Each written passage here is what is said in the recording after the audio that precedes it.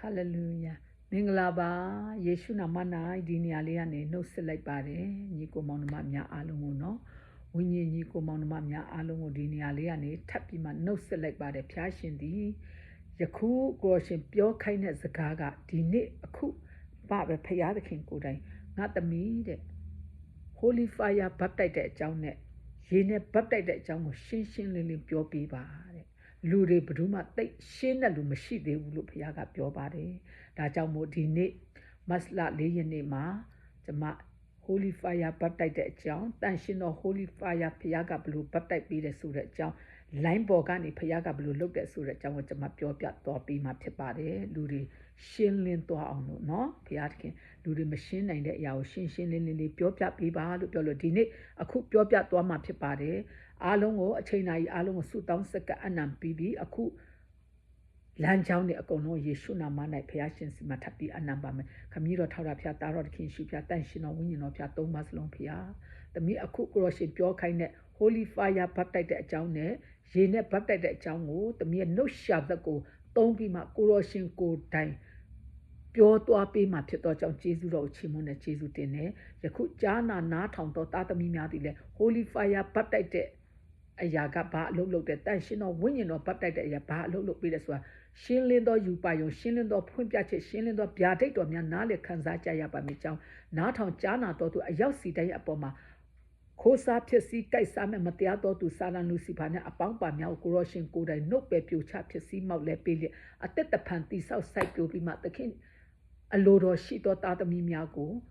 အစအလေအစုံနားလည်ခံစားသိရှိလွတ်ချင်းရကြပါမည်ကြောင့်ယေရှုနာမနဲ့ဆုတောင်းကောင်းကြီးပေးကိုရောလက်တော်တို့အနံပါတယ်ဖေဟာအာမင်အာမင်အာမင်ဟာလေလုယာကဲဟုတ်ပြီအခုကျွန်မအရင်ဦးဆုံးပြောသွားမယ်အကြောင်းလေးကတော့ဘုရားသခင်ကဒီနေ့မှပဲပြောခိုင်းတာဖြစ်တယ်နော်ဒီနေ့ပဲဒီအကြောင်းကိုပြောပေးပါလို့ပြောပြီးမှကျွန်မကိုပြောခိုင်းသွားတာဖြစ်ပါတယ် Holy Fire ဘပ်တိုက်တဲ့အကြောင်းနော် Holy Fire ဘပ်တိုက်တဲ့အကြောင်းကိုပြောခိုင်းတဲ့အခါမှာကျွန်မက Holy Fire ဘပ်တိုက်အကြောင်းကိုပြောမယ်ဆိုပြီးမှစက်ကအနန္တအခါမှာရေနဲ့ဘပ်တိုက်တဲ့အကြောင်းနဲ့ရှင်ပြီးမှ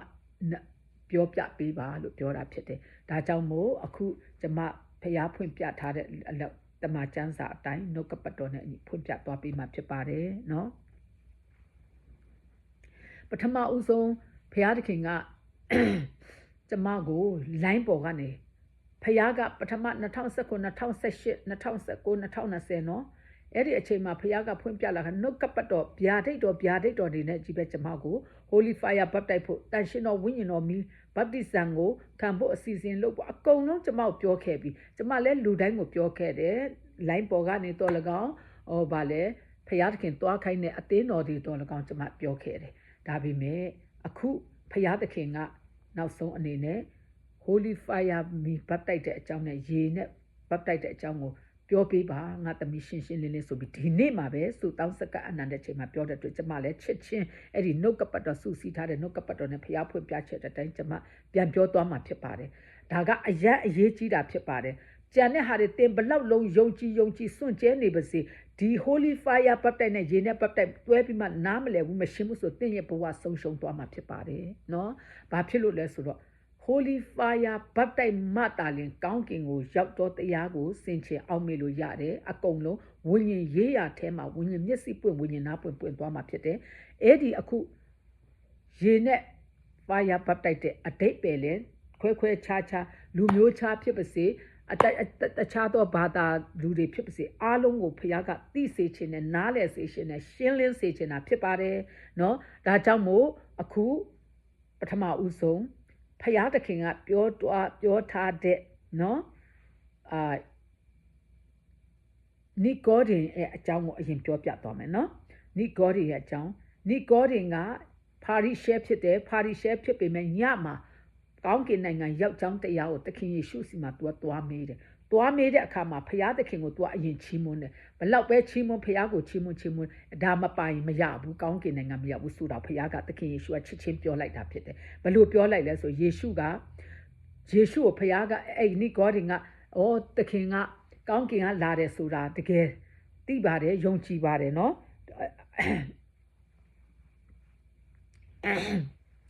ယေရှုဒုတိယအဲ့ဒါနဲ့ယေရှုကဘာပြောလဲဆို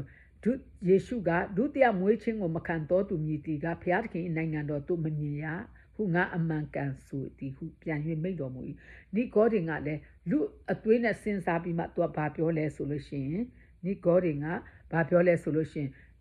အတစ်ကြီးသောသူတို့သည်မွေးခြင်းကိုအဘယ်သို့ခံနိုင်ပါမည်နည်းအမိဝန်ထမ်းတို့တဖန်ဝင်၍မွေးခြင်းကိုခံနိုင်ပါမည်လောဟုရှောက်၏တဲ့သခင်ယေရှုစီမှာနိကောဒင်ကငါတို့ကအသက်ကြီးနေပြီမေအေရဲ့ဘိုက်ထဲကိုဝင်ပြီးမှပြန်မွေးရမှာလားဘလို့ဖြစ်နိုင်မှာလဲလို့သခင်ယေရှုကသူကအဲ့လိုပဲသူ့ရဲ့ယုံကြည်ခြင်းသူ့ရဲ့ညင်တက်တဲ့အတိုင်းသူကပြန်မေးတာဖြစ်တယ်ယေရှုကလည်းယေနဲ့ဝိညာဉ်တော်မမွေးတော်သူမြည်တီကဖျားသခင်နိုင်ငံတော်သို့မဝင်ရဟုငါအမှန်ကန်ဆို၏ဇာတိပဂတိမွေးတော်သူသည်ဇာတိပဂတိဖြစ်၏ဝိညာဉ်တော်မွေးတော်အရာသည်ဝိညာဉ်ဖြစ်၏ပြောချင်တဲ့အဓိပ္ပာယ်ကအခုကျွန်တော်ကျမတို့ရဲ့ခန္ဓာစိတ်ဝိညာဉ်ကမိခင်ရဲ့ဝမ်းထဲနဲ့မွေးလာတဲ့အရာကခန္ဓာဗိမာန်တော်ကဇာတိပဂတိမွေးခြင်းဖြစ်တယ်အခုဖျားသခင်ရဲ့ဒုတိယမွေးခြင်းကဝိညာဉ်ပဂတိမွေးခြင်းဖြစ်တယ်အဲ့ဒီဝိညာဉ်ပဂတိမွေးခြင်းကရေနဲ့ဘာမှနားမလဲပဲနဲ့ရေနဲ့နှစ်ချင်းခံသွားလိုက်ရတဲ့ဟာကဘာမှအရာမရောက်ဘူးဖြစ်တယ်နော်ကျမတို့လည်း12နှစ်ပြည့်တုန်းကငါကဘာလဲတက်တေတွေခံပြီးမှလုတ်ခဲ့ရတဲ့12နှစ်တုန်းကကျမဆိုရင်ရေတက်ပြမယ်ဆိုရင်ကျမတခါနှစ်ချင်းခံလိုက်အဲ့ဒါကအပြည့်လုတ်ပြီးသွားပြီနောက်တစ်ခါပြည့်နှစ်ချင်းခံလို့ရှိရင်အပြည့်လွတ်မယ်အဲ့လိုပဲကျမထင်တယ်ကျမဘယ်နှခါနှစ်ချင်းခံလဲဆိုလို့ရှိရင်12နှစ်တုန်းကတခါပြီးလို့ရှိရင်ပြောရမယ်ဆိုရင်တော့12နှစ်တုန်းကတခါပြီးလို့ရှိရင်ဗာလဲရန်ကုန်ကိုရောက်တဲ့ခါကျရန်ကုန်မှာဗာလဲဆရာကျမတို့ပထမဦးဆုံးအသင်းဝင်တဲ့ဆရာဒီစီမှာတခါနှစ်ခါပြီးလို့ရှိရင်ဒုတိယတတိယအသင်းဝင်သွားတဲ့နေရာမှာနောက်ထပ်တခါ3ခါ3ခါအဲ့ဒီနေရာမှာတကြတော့3ခါမြောက်ကြတော့ဆရာဦးထွန်းလင်းနော်ပင်လုံဆရာဦးထွန်းလင်းကိုယ်တိုင်Holy Fire တန်ရှင်တော်ဝိညာဉ်တော်မြတ်အဲ့ဒီတုန်းကလည်းကိုတိုင်ကသိတယ်တန်ရှင်တော်ဝိညာဉ်တော်ပေါက်ယုံတယ်မဲ့ဖြစ်သေးတယ်ဝိညာဉ်တော်နဲ့အသက်မရှင်သေးဘူးเนาะဝိညာဉ်ကိုအခွင့်မပေးသေးဘူးကျမကเนาะဆရာဦးထွန်းလင်းအခုပင်လုံအသင်းတော်ကဆရာဦးထွန်းလင်းဖြစ်တယ်အဲ့ဒီဆရာဦးထွန်းလင်းအခုမရှိတော့ဘူးဆုံးသွားတာကြားပြီအဲ့ဒီဆရာကကျမကိုဗတ်တိုက်ပေးခဲ့တယ်အခုနောက်ထပ်မှာဗာလဲဘပ်တိဇံခံဖို့ကျမရဲ့နှလုံးသားထဲမှာဘာရှိတယ်လဲဆိုလို့ရှင်ဗာလဲယေရှုဇလင်မြို့ကိုရောက်ရင်အဲ့ဒီဖျားသခင်ရဲ့ဂျော်ဒန်မြစ်မှာဆိုရင်တော့နှစ်ချင်းခံခြင်းတယ်လို့ကျမစိတ်ထဲမှာအဲ့လိုရှိသေးတယ်ဒါပေမဲ့ဖျားသခင်ရဲ့နှစ်ချင်းကရေနဲ့ဒုတိယမွေးဖွားခြင်းကဘာကိုပုံဆောင်တာလဲကိုနှလုံးသားထဲမှာကိုယ့်ရဲ့အုံနောက်ကိုယ့်ရဲ့ခံယူချက်ပြင်းပြတမာတရားနဲ့အညီသိနေဖို့နံပါတ်1လိုအပ်တာဖြစ်ပါတယ်ဘာတရားမှနားမလဲမသိဘဲနဲ့နှစ်ချင်းခံလိုက်ခြင်းကအလကားပဲဖြစ်ပါတယ်เนาะတရားကိုတမန်ကျမ်းစာထဲမှာဖျားသခင်သိစီလိုသည့်အတိုင်းဒီနှစ်ချင်းခံခြင်းရဲ့ကျိုးသိရောက်မှုကဘာကိုပုံဆောင်တာအဲ့ဒါကိုငါပုံဆောင်နေတာဆိုတော့ရှင်းရှင်းလင်းလင်းပြက်သားသားသိရတဲ့ရေနှစ်ချင်းခံခြင်းနဲ့ Holy Fire ဘတ်တိုက်ပေးတဲ့နှစ်ချင်းခံခြင်းကိုကွဲပြားသိရှိရမှာဖြစ်ပါတယ်အခုလူတွေတော်များများနှစ်ချင်းခံသွားပြီမဲ့ ego တော်နဲ့ခံသွားတဲ့လူရှိမယ်ငါဒီနှစ်ချင်းကိုရေနဲ့နှစ်ချင်းကိုခံလိုက်ငါကောင်းကင်နိုင်ငံရောက်မယ်အဲ့ဒီဟာတွေရှိတယ်သူများမပြောနဲ့ကျမကိုယ်တိုင်2012 2013မှာဆရာတွေကချီဆောင်ချင်းလာတော့မှချီဆောင်ချင်းလာတော့မှကိုကတိထားတာကရေနဲ့ဘပ်တိစံမခံထားတဲ့လူကောင်းကင်နိုင်ငံမရောက်ဘူးအဲ့ဒီအချိန်မှာကိုတယောက်ဖဲ2017မှာကိုတယောက်ထဲပဲမိသားစုထဲမှာ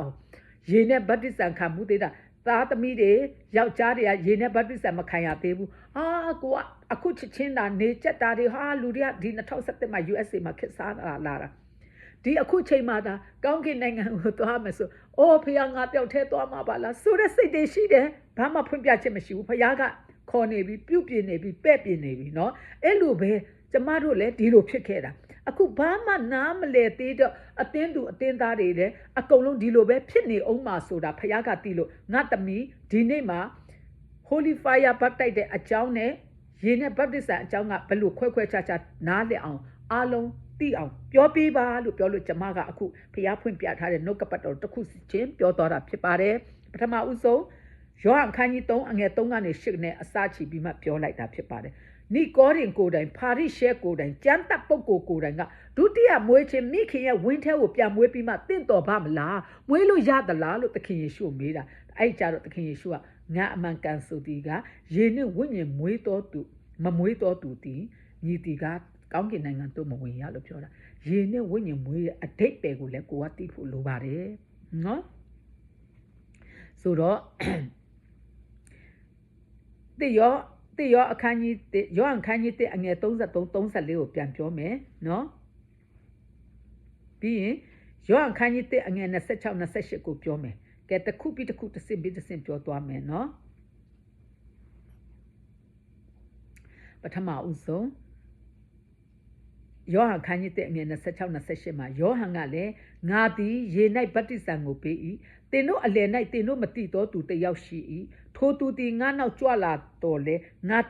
ထက်တာ၍ကြီးမြတ်၏ထိုသူ၏ခြေနှင်းတော်ကျိုးကိုမြတ်ဖြေခြင်းကငါမထိုက်ဟုပြန်ပြော၏ယောဟန်သည်ဗတ္တိဇံကိုပေးရာအရက်ယော်ဒန်မြစ်တစ်ဖက်ဘေသနိရွာ၌ဤအမှုအရာဖြစ်သည်ဖျားသခင်ယေရှုဖျားကိုပုံပြီးမှသူကပြောနေတာဖြစ်ပါတယ်နော်သူကယောဟန်ကဘယ်လိုပြောလဲဆိုရင်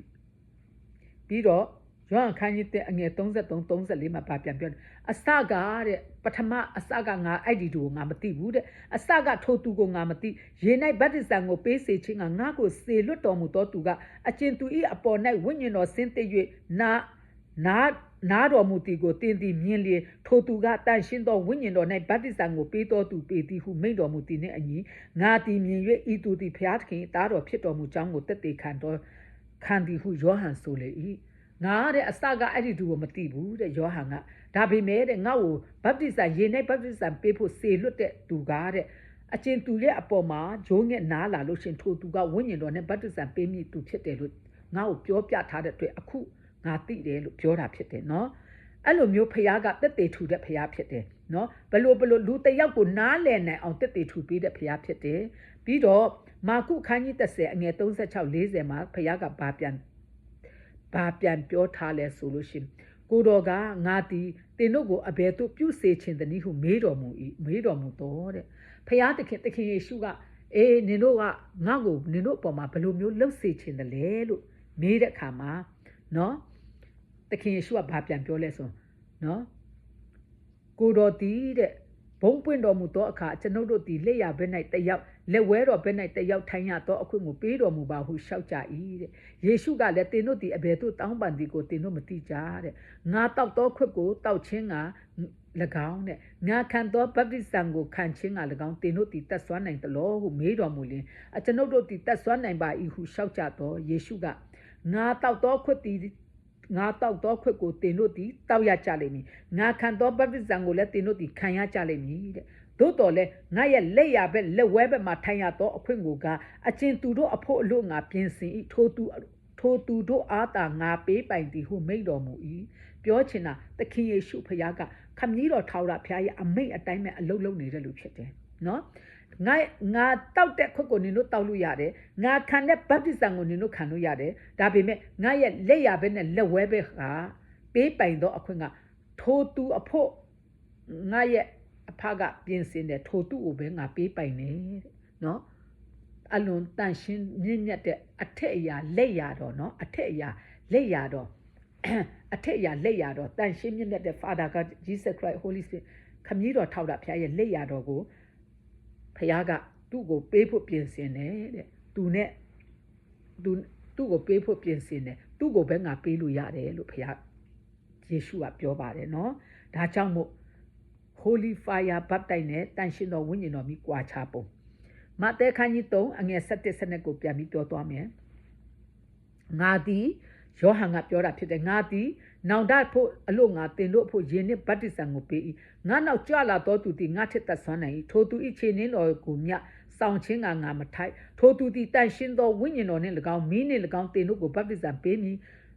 လက်တော်တွင်သကောပါလျက်မိမိကောက်တဲ့တလင်းကိုရှင်းလင်းစေသဖြင့်မိမိဂျုံစပါးကိုကြည်၌စုသိမ်းသွင်း၍အဖင်းကိုကမငိမ့်နိုင်သောမီးရှို့တော်မူလက်တမှုယောဟန်ပြော၏ပြောချင်တဲ့အဓိပ္ပာယ်ကငါကနင်တို့ကိုရင်းနဲ့ပဲဗတ္တိဇံပေးတာငါနောက်ကြွလာတဲ့လူကအကုန်တတ်ဆွမ်းနိုင်တယ်တဲ့ငါထက်တတ်ဆွမ်းနိုင်တယ်သူ့ရဲ့ခြေနှင်းတော်ကျိုးကိုဖြေဖို့တောင်ငါမထိုက်ဘူးတဲ့ထိုသူကလာလို့ရှိရင်တဲ့နော်ထိုသူဒီလာလို့ရှိရင်တန်ရှင်းသောဝိညာဉ်တော်မီးနဲ့၎င်းတင်တို့ကိုရေ၌၎င်းတင်တို့ကိုတန်ရှင်းသောဝိညာဉ်တော်နဲ့၎င်းမီးနဲ့၎င်းတင်တို့ကိုဗတ်ထိုက်မယ်တဲ့အဖင်းကိုကမီးရှို့ပြချပြီးမှအောင်မာတဲ့စပါးကိုကြည်ထဲသွင်းမယ်ပြောချင်တာကအဲ့ဒီ Holy Fire ဗတ်တိုက်ကတဲ့နော်အဲ့ဒီလူသခင်ယေရှုပ ပါလာတဲ့ဝိညာဉ်တော်မီးကတင်တို့ကိုဗတ်တိုက်တဲ့အခါမှာတန်ရှင်းသောဝိညာဉ်တော်၌၎င်းနော်ပြီးရင်တန်ရှင်းသောဝိညာဉ်တော်မီး၌၎င်းဗတ်တိုက်ပြီးမှအဖင်းကိုမီးရှို့မယ်ဆိုတာဇာတိတဘောတွေအကုန်လုံးကိုမီးရှို့သွားမှာဖြစ်တယ်နော်မျက်လုံးနာခိုင်မာစေတဲ့အရာတွေဖျားမကြိုက်မနေတဲ့အရာတွေဇာတိမွေးခြင်းနဲ့အကုန်လုံးကိုတဖြည်းဖြည်းနဲ့မီးရှို့ပေးသွားမှာဖြစ်တယ်ပြီးတော့အဖင်းကိုမီးရှို့ပလိုက်တဲ့အောင်မာတဲ့စပါးဆိုတာအဲ့ဒီလူရဲ့ခန္ဓာစိတ်ဝိညာဉ်တန့်ရှင်းသွားတဲ့အခါမှာကြည်ထဲကိုတွင်းနေဆိုကောင်းကင်နိုင်ငံကိုပို့မှာဖြစ်တယ်ကောင်းတဲ့ဘာနာတော်တိုက်ထိုက်ကိုတွင်းလိုက်တာဖြစ်တယ်ဆိုတဲ့အကြောင်းကိုနော်မဿဲခန်းကြီး3အငယ်17စနစ်ကဒီလိုပဲနော်ဖခင်ကကျွန်မကိုဖွင့်ပြပါတယ်ပြီးတော့နော်ရေ၌ခရစ်တော်၌ဗတ္တိဇံခံတော်သူရှိသမျှတို့သည်နော်ဘာကိုပုံဆောင်တာလဲခရစ်တော်၌ယေရှုနာမ၌ဗတ္တိဇံခံတာဘာကိုပုံဆောင်တာလဲအတ္တရှင်းရှင်းလင်းလင်းသိဖို့လိုတယ်ရေ၌ဗတ္တိဇံခံလိုက်တဲ့ယေရှုနာမ၌ခမည်းတော်သားတော်တန်ရှင်တော်ဝိညာဉ်တော်ဖခင်နဲ့ယုံကြည်ခြင်းနဲ့ဗတ္တိဇံခံလိုက်တဲ့ဘာကိုပုံဆောင်တာလဲနော်ယေရှုခရစ်သည်သေခြင်းကိုခံတယ်၃ရက်မြောက်နေ့မှာရှင်ပြန်ထမြောက်တယ်အဲ့ဒီအပြစ်တွေကိုငါအခုလဲယေရှုခရစ်အားဖြင့်ငါတို့ရဲ့အပြစ်တွေကိုမိရှုပြချပြီးမှငါတို့ပြန်လဲရှင်ပြန်ထမြောက်တဲ့အသက်တာကိုပုံဆောင်တယ်နော်ခရစ်တော်၌ဗတ္တိဇံခံတော်သူရှိသမျှတို့သည်ခရစ်တော်ကိုယူတင်ဝတ်ဆောင်တော်သူဖြစ်ကြ၏ယေရှုခရစ်၌ယူဒလူမရှိဟေလသလူမရှိလူလွတ်မရှိယောက်ျားမရှိမိန်းမမရှိထိုသခင်၌တင်တို့အပေါင်းတည်တလုံးတဝသည်ဖြစ်ကြ၏ကဲယေရှုခရစ်၌တန်ရှင်းသောဝိညာဉ်ယေရှုခရစ်၌ဗတ္တိဇံကိုခံပြီးပြီဆိုလို့ရှိရင်ဖခင်သခင်ရဲ့မျက်စိတော်ထဲမှာယောက်ျားမိန်းမမခွဲခြားတော့ဘူးဒီမှာပြောထားပြီးသားစောမာဦးကပြောတာမဟုတ်ဘူးဂါလတိအခန်းကြီး3အငယ်29-28ကနေပြောထားတာဖြစ်တယ်ဘလို့ပြောထားလဲယေရှုခရစ်၌ဗတ္တိဇံခံတော်သူရှိသမျှတို့သည်ခရစ်တော်ကိုယူတင်ဝတ်ဆောင်ကြ၏တဲ့နော်ယေရှုနာမ၌ဗတ္တိဇံခံလိုက်တဲ့ယေရှုခရစ်ရဲ့တန်ရှင်းသောဝိညာဉ်တော်ပုံဆောင်တယ်အဲ့ဒီမှာငါတို့ဗတ္တိဇံခံလိုက်ပြီးခရစ်တော်နဲ့တထက်ထဲဖြစ်ဖို့ရအတွက်သေခြင်းကိုတကြိုလိုက်ပြီးနော်အပြစ်နဲ့ခရစ်တော်ရဲ့ဗတ္တိဇံခံတော်သူရှိသမျှတို့ကကိုသေပလိုက်ပြီးခရစ်တော်နဲ့အတူပြန်ရှင်ပြန်ထမြောက်ပြီးနော်ဘာဒါကဂါလတိခန်းကြီး3အငယ်29-28ဖြစ်တယ်နော်ဟာလေလုယာဒါကြောင့်မို့ဖခင်သခင်ကဘာပြောထားလဲဒုတိယမွေးဖွားခြင်းဆိုတာခရစ်တော်၌အတူဗတ္တိဇံကိုခံတော်သူရှိသမျှနော်ခရစ်တော်၌အတူသေတာဖြစ်တယ်ခရစ်တော်နဲ့အတူသေပြီးမှနော်ခရစ်တော်နဲ့အတူသေပြီးမှခရစ်တော်နဲ့အတူပြန်ရှင်ရမှာဖြစ်တယ်နော်ဒါကြောင့်မို့ဘုရားသခင်ကအာမင်ကဲဟုတ်ပြီကဲဒါဆိုရင်ဘုရားသခင်ကယေရှုခရစ်၌ဗတ္တိဇံခံတော်သူနော်ယေရှုခရစ်၌ဗတ္တိဇံခံတော်သူရှိသမျှတို့သည်အသေးခံတော်မူခြင်း၌ဗတ္တိဇံကိုခံကြသည်ဟုတင်တို့မသိသလောတဲ့နော်ယောမအခန်းကြီး6အငယ်3ကနေ4ယေရှုခရစ်၌ဗတ္တိဇံကိုခံတယ်နော်ငါကယေရှုခရစ်၌ဗတ္တိဇံကိုခံလိုက်တာဘာကိုပုံဆောင်တယ်လဲနော်ဘာကိုပုံဆောင်ပြီးငါ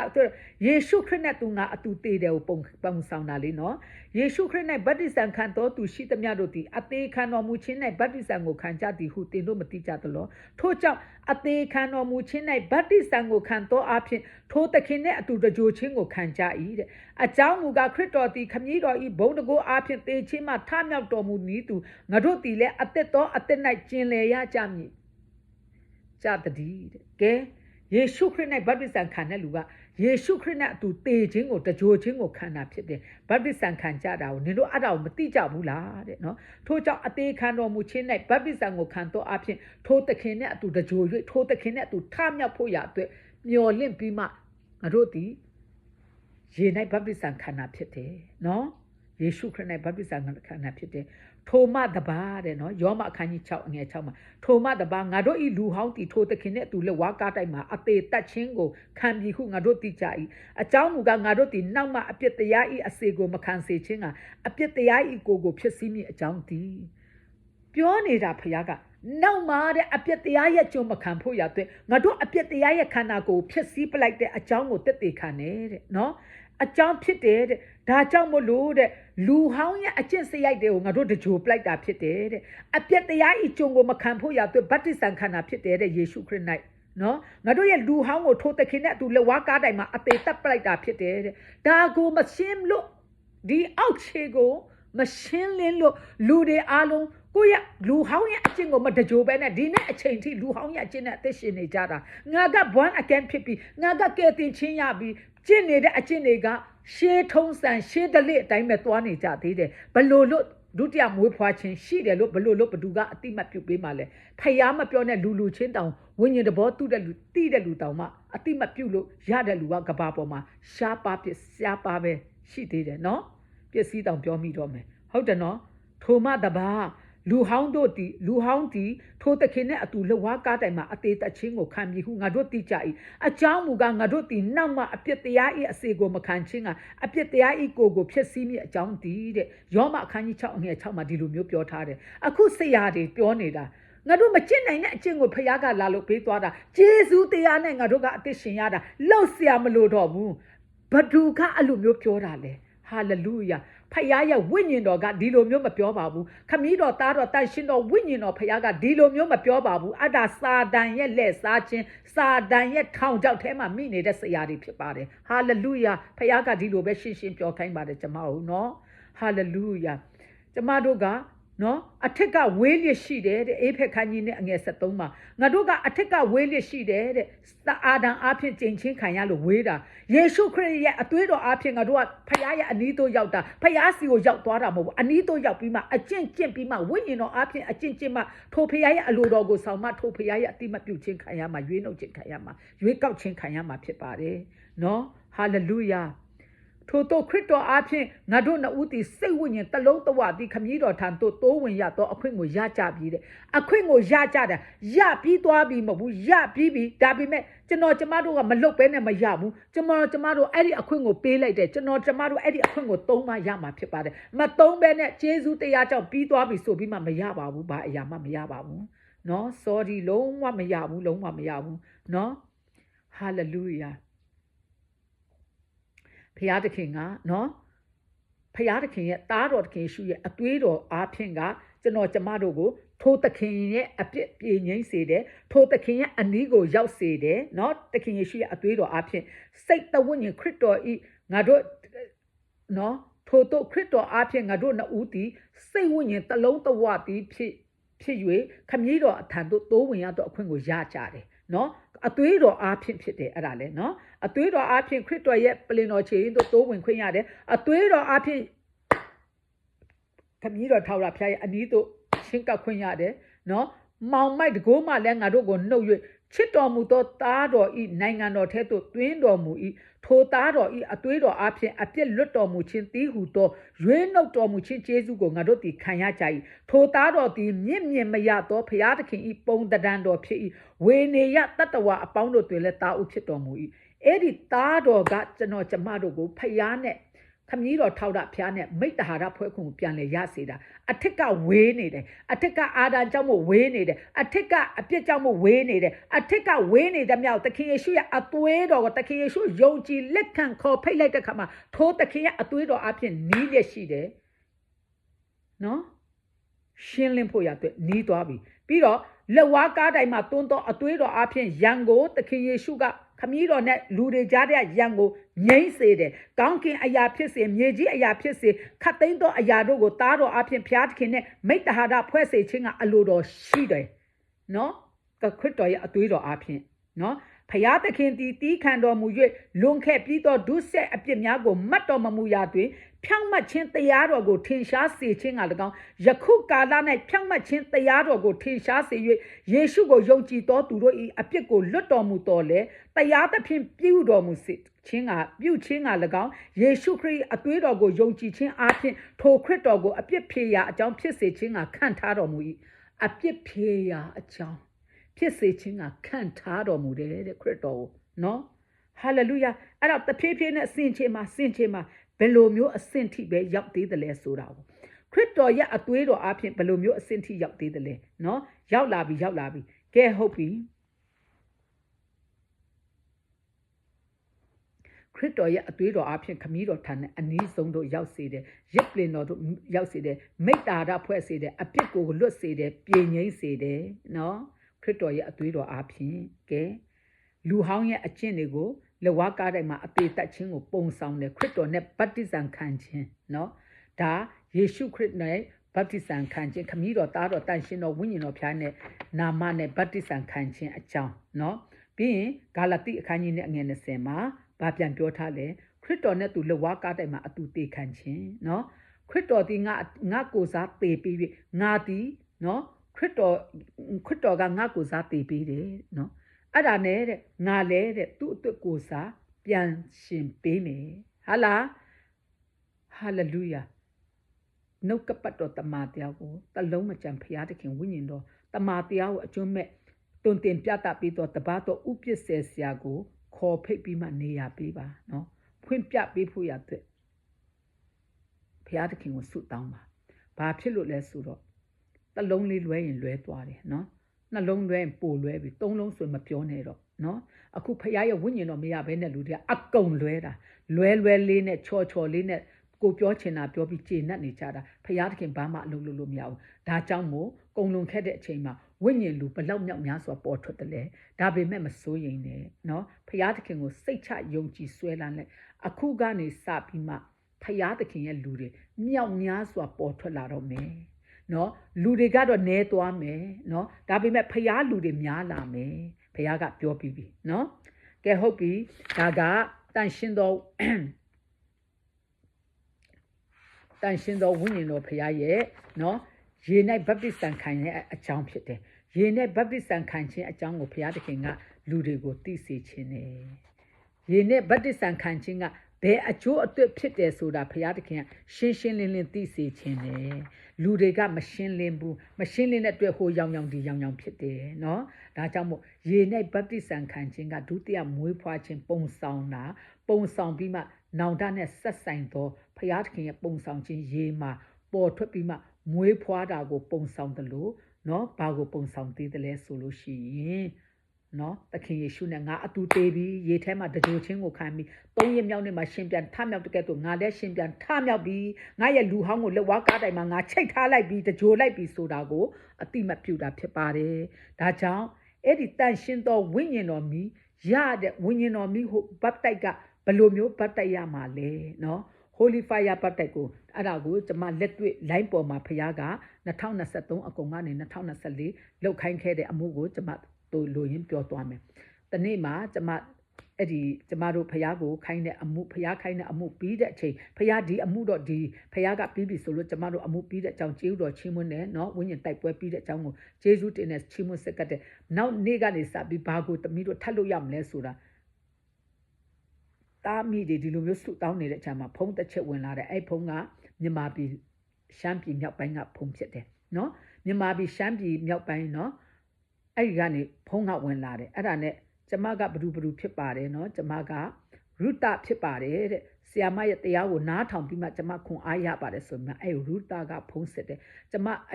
ဆီယာမစီမှာတန်ရှင်တော်ဝိညာဉ်တော်မိ Holy Fire ဘပ်တိုက်ခံခြင်းနဲ့စိတ်တွေကျမပေါ်လာတယ်ကျမကိုဘပ်တိုက်ပေးပါဆိုတော့ကျမကဟဲ့ညီမလေးကအခုဘယ်မှာနေတာလဲမြန်မာပြည်ရှမ်းပြည်မြောက်ပိုင်းမှာတဲ့ဟဲ့ညီမလေးကိုအမဆရာမကလို့ဒီအမကဒီမှာဗာလဲဒီမှာရှိနေတာဘယ်လိုလုပ်ပေးရမှာလဲလို့ပြောတဲ့ခါကျတော့မသိဘူးဆရာမတဲ့ကျမဆရာမရဲ့တရားကိုအခုမှပဲနားထောင်ဖြစ်တယ်ကျမစာငတ်တောင်းတနေတဲ့ဟာဒီကျမ Holy Fire ဘပ်တိုက်ခြင်းနဲ့ဝိညာဉ်တော်မီခံခြင်းနဲ့လို့ပြောတဲ့ခါကျတော့ခဏနေကြတော့နောက်တစ်ယောက်ဖုံးလာတယ်ဆိုတော့သူကဂျာမနီကကိုဗန်လင်းဖြစ်တယ်နော်နာမည်ဂျာမနီကလူတယောက်ဖြစ်ပါတယ်နော်အဲ့ဒီက तू ကလည်းဆရာမကြီးဒီလိုပဲဆိုပြီး तू ကစာပို့တဲ့ခါကျတော့ဟုတ်ပြီကျမတို့လည်းစုတောင်းတဲ့ခါကျဖျား Holy Fire ဘပ်တိုက်ခြင်းနဲ့လူအခုချစ်ချင်းပဲကျမတို့နှစ်ယောက်ရောက်လာတယ်နော်ဒါကျမတို့ဘယ်လိုလုပ်ပေးနိုင်မှာလဲဖျားကိုယ်တိုင်လုပ်ပေးပါစုတောင်းတဲ့ခါကျတော့ချစ်ချင်း prophet ပြည့်လုပ်ပေးလိုက်တဲ့ငါချိန်တအားနီးကပ်နေပြီတဲ့လုပ်ပေးလိုက်ပါတမိဘယ်လိုလုပ်ပေးရမှာလဲဆို line ပေါ်ကနေလုပ်ပေးလိုက်တဲ့ဆိုတော့ line ပေါ်ကနေလုတ်ပေးလိုက်ဆိုတော့ကျမမျက်လုံးပြူသွားစစ်စုတောင်းတဲ့ခါကျစုပဲတောင်းပေးတဲ့အကုန်လုံးသူလုတ်ပေးသွားမယ်တက်တေရမယ်တဲ့ဆိုတော့ဟာအဲ့ဒါနဲ့စုတောင်းမှညဖြစ်ပြီဆိုတော့ကျမဖုံးမကင်ဘူးဆိုတော့နောက်မနေ့မိုးလင်းတဲ့အချိန်မှာအဲ့ဟိုဘက်ကဖုံးပြန်လာ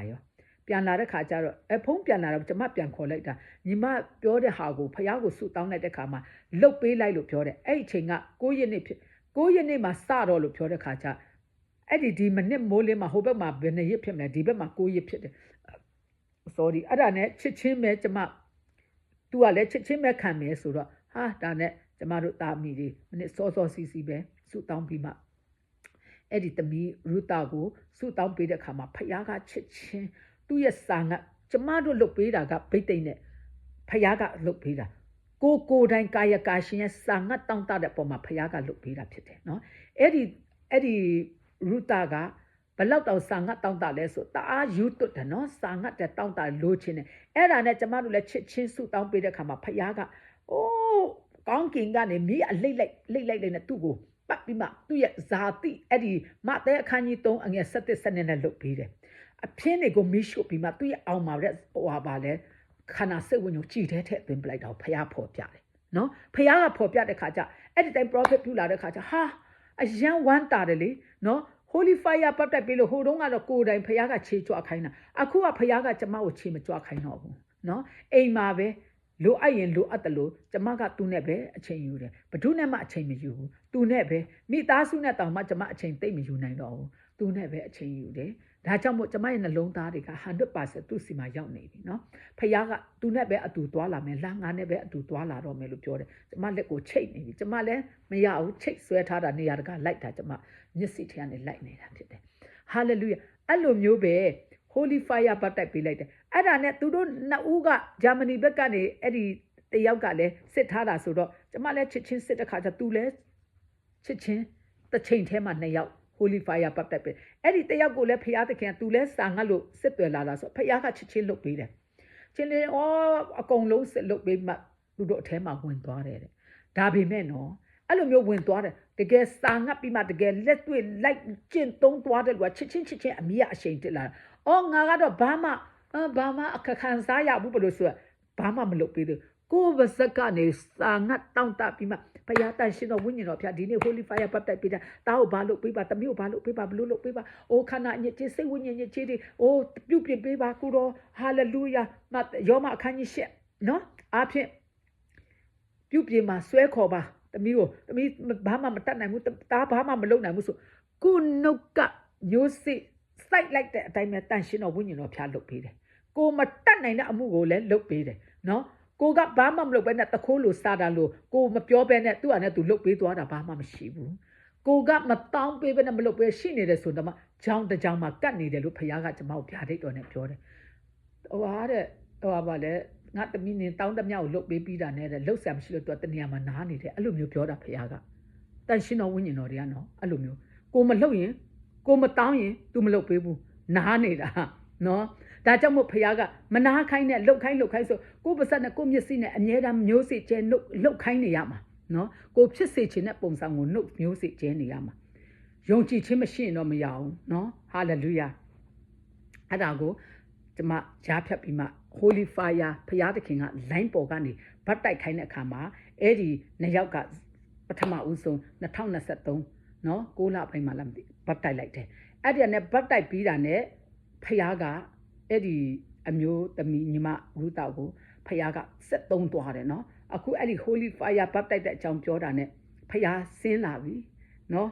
ပူကုန်ပြီကျမမျက်နှာတော့လက်တွေရောနော်ဒီမှာကြည့် Holy Fire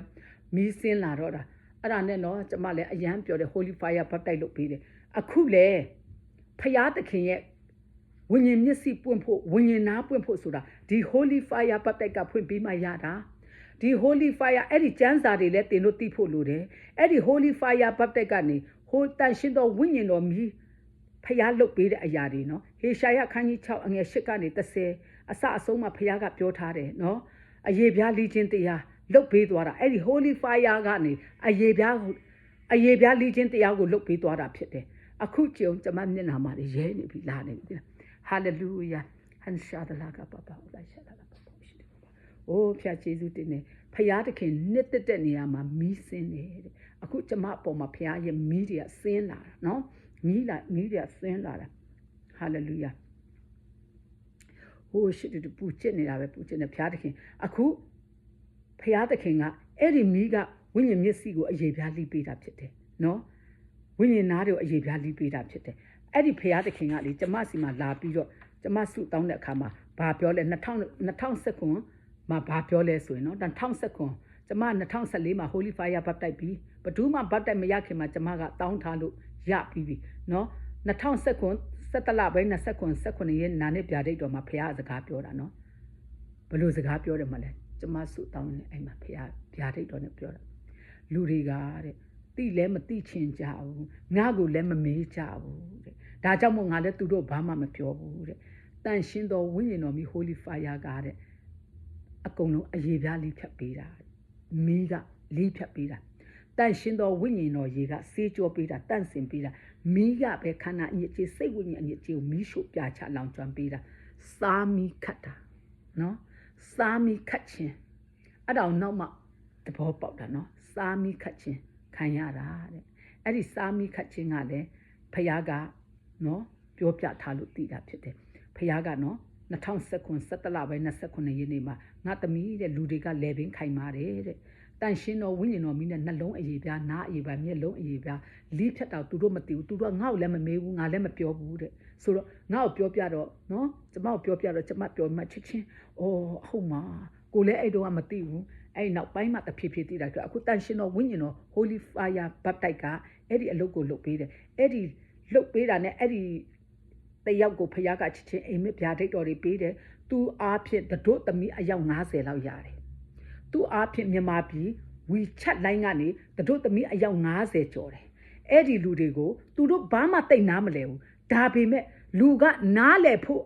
ရှင်းလင်းဖို့အရင်ထက်နှလုံးသားကနေစာငတ်ပြီးရင်ခုန်ပြီးမှလက်ခံပြီးမှလှုပ်လာဖို့ပဲနံပါတ်1အလိုရှိတာဖြစ်တယ်နော်ကိုကဖျားလှုပ်တဲ့တဘောကိုဣတိမရွေးနားလဲလို့မရအောင်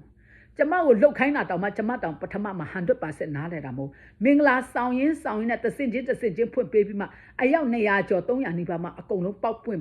လို့ပွင့်တာဒါပေမဲ့ဘိတ်တိတ်က2014ကတည်းက15 16ကတည်းကပေးလာပြီးသားနှုတ်ကပတ်တော်ဒီအားလုံးနဲ့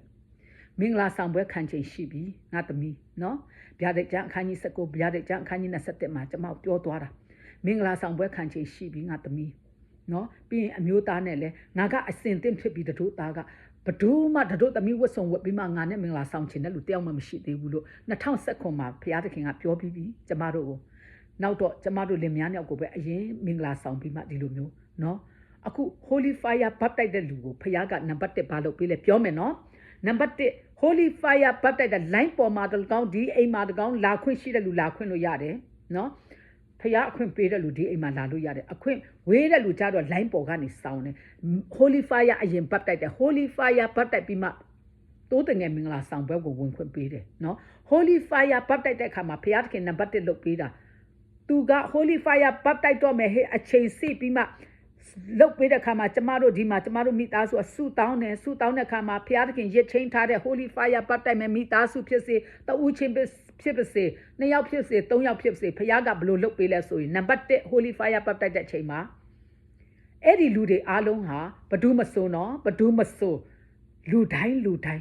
အဲ့ဒီ Holy Fire မဲ့ပတ်တိုက်မဲ့လူကစာတန်ရဲ့ကျွန်းနေအမျိုးမျိုးလက်ထိတ်ခတ်ထားတာချီတုပ်ထားတာမျက်စိတွေဖုံးဖိထားတာနားတွေဖုံးဖိထားတာအုံနောက်အာယုံ၅ပါးတွေပိတ်ဆို့ထားတဲ့လူတွေကြီးတဲ့ဖြစ်တယ်ပြီးရင်ဝိညာဉ်ကဒါအသက်ရှင်ပြီးမှအိမ်မာတွေလှုပ်ရှားသွားလာစီးပွားရေးတွေလုပ်နေတာခန္ဓာကနေအသက်ရှင်နေလို့ဒါလုပ်နေတာ तू အဲ့ဒီဝိညာဉ်တိုင်း Holy Fire ဘတ်တိုက်မခံတဲ့ဝိညာဉ်တိုင်းကိုစာတန်ကအကုန်လုံးချီတုပ်ထားတာတော့ခတ်ထားတာလောင်ကြိုင်ထဲမှာစစ်သူရွေးတို့လိုတော့ခတ်ထားတာနော်အဲ့ဒီအရာတွေကို Holy Fire ဘတ်တိုက်ဖို့အချိန်ရောက်လာတဲ့အခါမှာကျမတို့ဆုတောင်းလိုင်းပေါ်ကနေကျမကဒီမှာမိသားစုတဲ့ဆုတောင်းတယ် prophet ညာနဲ့ကြည်တဲ့လူ2ယောက်3ယောက်လောက်ရှိတယ်ကြည်ပြီးမှအဲ့ဒီ line ပေါ်လူတွေကလည်းဟိုဘက်မှာကိုကစင်သစ်ရစ်ချင်းထားတယ်သူတို့လည်းထိုင်နေကြတယ်စောင့်နေကြတယ်အဲ့မှာ first time နဲ့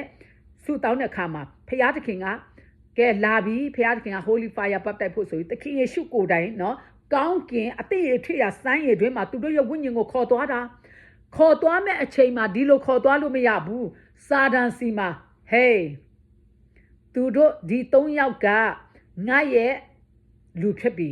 အခုငါခေါ်သွားရတော့မယ်နင်းချီတုတ်ထားတဲ့ဟာတွေအကုန်လုံးဖွင့်ပေးတော့နင်းခတ်ထားတဲ့လက်ထိပ်ဖွင့်ပေးနင်းရဲ့လောင်အိမ်တွေဖွင့်ပေးဆိုပြီးမှသခင်ယေရှုကစာတန်စီမှာတောင်းရတာနော်စာတန်စီမှာတောင်းလိုက်တဲ့ခါမှာစာတန်ကညင်းလို့မရဘူးထုတ်ပေးလိုက်ရတာတတ်ဖို့ရာထားတဲ့သိုးတွေလိုတုတ်ထားတာသေကန်နီးလေးဟိုတင်းချိုင်းတုံးမှာဆွဲသွားလို့တင်းချိုင်းကုန်းရောက်ခံနီးလေး နော်လက်ထိတ်ခတ်ထားချင်းခံရတာလေရင်နဲ့တခရီးချင်းသွားတခရီးထဲသွားတဲ့လူတွေအားလုံးထဲမှာလေရင်မောက်ကြပြီးတိမ်မှပေါ်ထွက်လာတယ်လို့အဲ့လိုမျိုးတွေဖခင်ကဖွင့်ပြတာဖြစ်တယ် Holy Fire မပတ်တိုက်သေးတဲ့လူတွေကမတရားတော်သူစာတန်လူစီဖာကကောင်းကင်ရောက်ချောင်းမပြောနဲ့မြေကြီးပေါ်မှာတောင်အကုန်လုံးမျက်စိနာနှလုံးအုံနောက်အာယုံ၅ပါးလက်တွေနောက်ကနေနော်ရုပ်သေးကြိုးကိုဆွဲထားတယ်လို့မျိုးခေါင်းကနေကြိုးနားနှစ်ဖက်ကနေကြိုးမျက်စိနှစ်ဖက်ကနေကြိုးကြောကနေအစုံလိုက်ကြိုးခြေထောက်ကနေကြိုးပေါင်ကနေကြိုးဆွဲထားတာဒီလိုမျိုးဒီကိုသွားဒီလိုလောက်ဆိုမှရုပ်သေးကလိုမျိုးလှုပ်ထားတာ Holy Fire ပတ်တိုက်တဲ့လူမဟုတ်တဲ့လူတိုင်းအဲ့ဒီလိုပဲရှိနေတာစာတန်လက်ထဲမှာဆိုတော့ Holy Fire ပတ်တိုက်တဲ့လူတိုင်းသခင်ယေရှုဖျားကခေါ်ပေးရတယ်သူတို့ကငါလူဖြစ်ပြီးငါ့ကိုထုတ်ပေးတော့ဆိုပြီးထုတ်ပေးတဲ့အခါမှာတချို့ကြတော့ချစ်သူရေးလောင်ကြိုင်ထဲကနေတော့ဖွင့်ပေးခြင်းခံရတယ်အမောင်ဖုံးလွှမ်းထားတာတွေအကုန်လုံးသခင်ယေရှုကသူ့ရဲ့မိနဲ့အကုန်လုံးလုပ်ပေးပြီးမှအသိရွေထွေရစမ်းရည်တွင်ကိုခေါ်သွားပြီးမှဘပ်တိုက်ပေးတယ် Holy Fire ဘပ်တိုက်ပေးတယ်အဲ့ဒီဘပ်တိုက်ပေးတဲ့အချိန်မှာသူတို့ပေါ်မှာတင်နေတဲ့ဟာတွေတဖြည်းဖြည်းနဲ့သခင်ယေရှုနောက်ကိုလိုက်ရင်းနဲ့အမွေတွေကြံခဲ့တယ်ငကားတွေကြံခဲ့တယ်နော်ဟိုပြုစားခြင်းတွေအမျိုးမျိုးတွေစပိုက်တာတွေကြံခဲ့တယ်လွတ်ထုတ်ကုန်တဲ့သူဟာနဲ့သူလွတ်ထုတ်ကုန်ပြီးမှသခင်ယေရှုကနှစ်ယောက်ဆိုရင်ဘယ်ပို့ပြီးမှယုံကြည်ခြင်းရှိတယ်လို့ right hand မှာခေါ်တယ်နော်နှစ်ယောက်ရှိရင်တောင်မှ right hand နဲ့ဒီဟာနဲ့ left hand နဲ့မကွာတယ်နော်အဲ့မှာခေါ်သွားတယ်ခေါ်သွားမှ Holy Fire ပတ်တိုက်ပြီးတယ်အဲ့လိုမျိုး Holy Fire ပတ်တိုက်ပြီးတဲ့အချိန်မှာသူတို့ရဲ့ခန္ဓာ body ကတစ်ပင်အတစ်ထွက်လာတယ်လို့မျိုးနော်ဖယားရှင်ကပုံဆောင်တယ်အပွင့်နေပွင့်နေအသီးတွေတီးလာတယ်အဲ့ဒီအချိန်ကျမှလူတွေနော်အသီးအပွင့်ဖြစ်တယ်ဆိုတာကိုဖယားကဖော်ပြတယ်အဲ့ဒီ Holy Fire ပတ်တိုက်ပြီးတဲ့အခါမှာအဲ့ဂျိုးညက်ကအကုန်လုံးလှုပ်ရှားရှိတာလှုပ်ပြီးမှဂျိုးညက်အဒီနဖူးထဲကနေဝင်သွားပြန်ဒီနှလုံးသားထဲမှာနေရာရသွားပြီဆိုတာကိုဖွင့်ပြတယ်ဒါ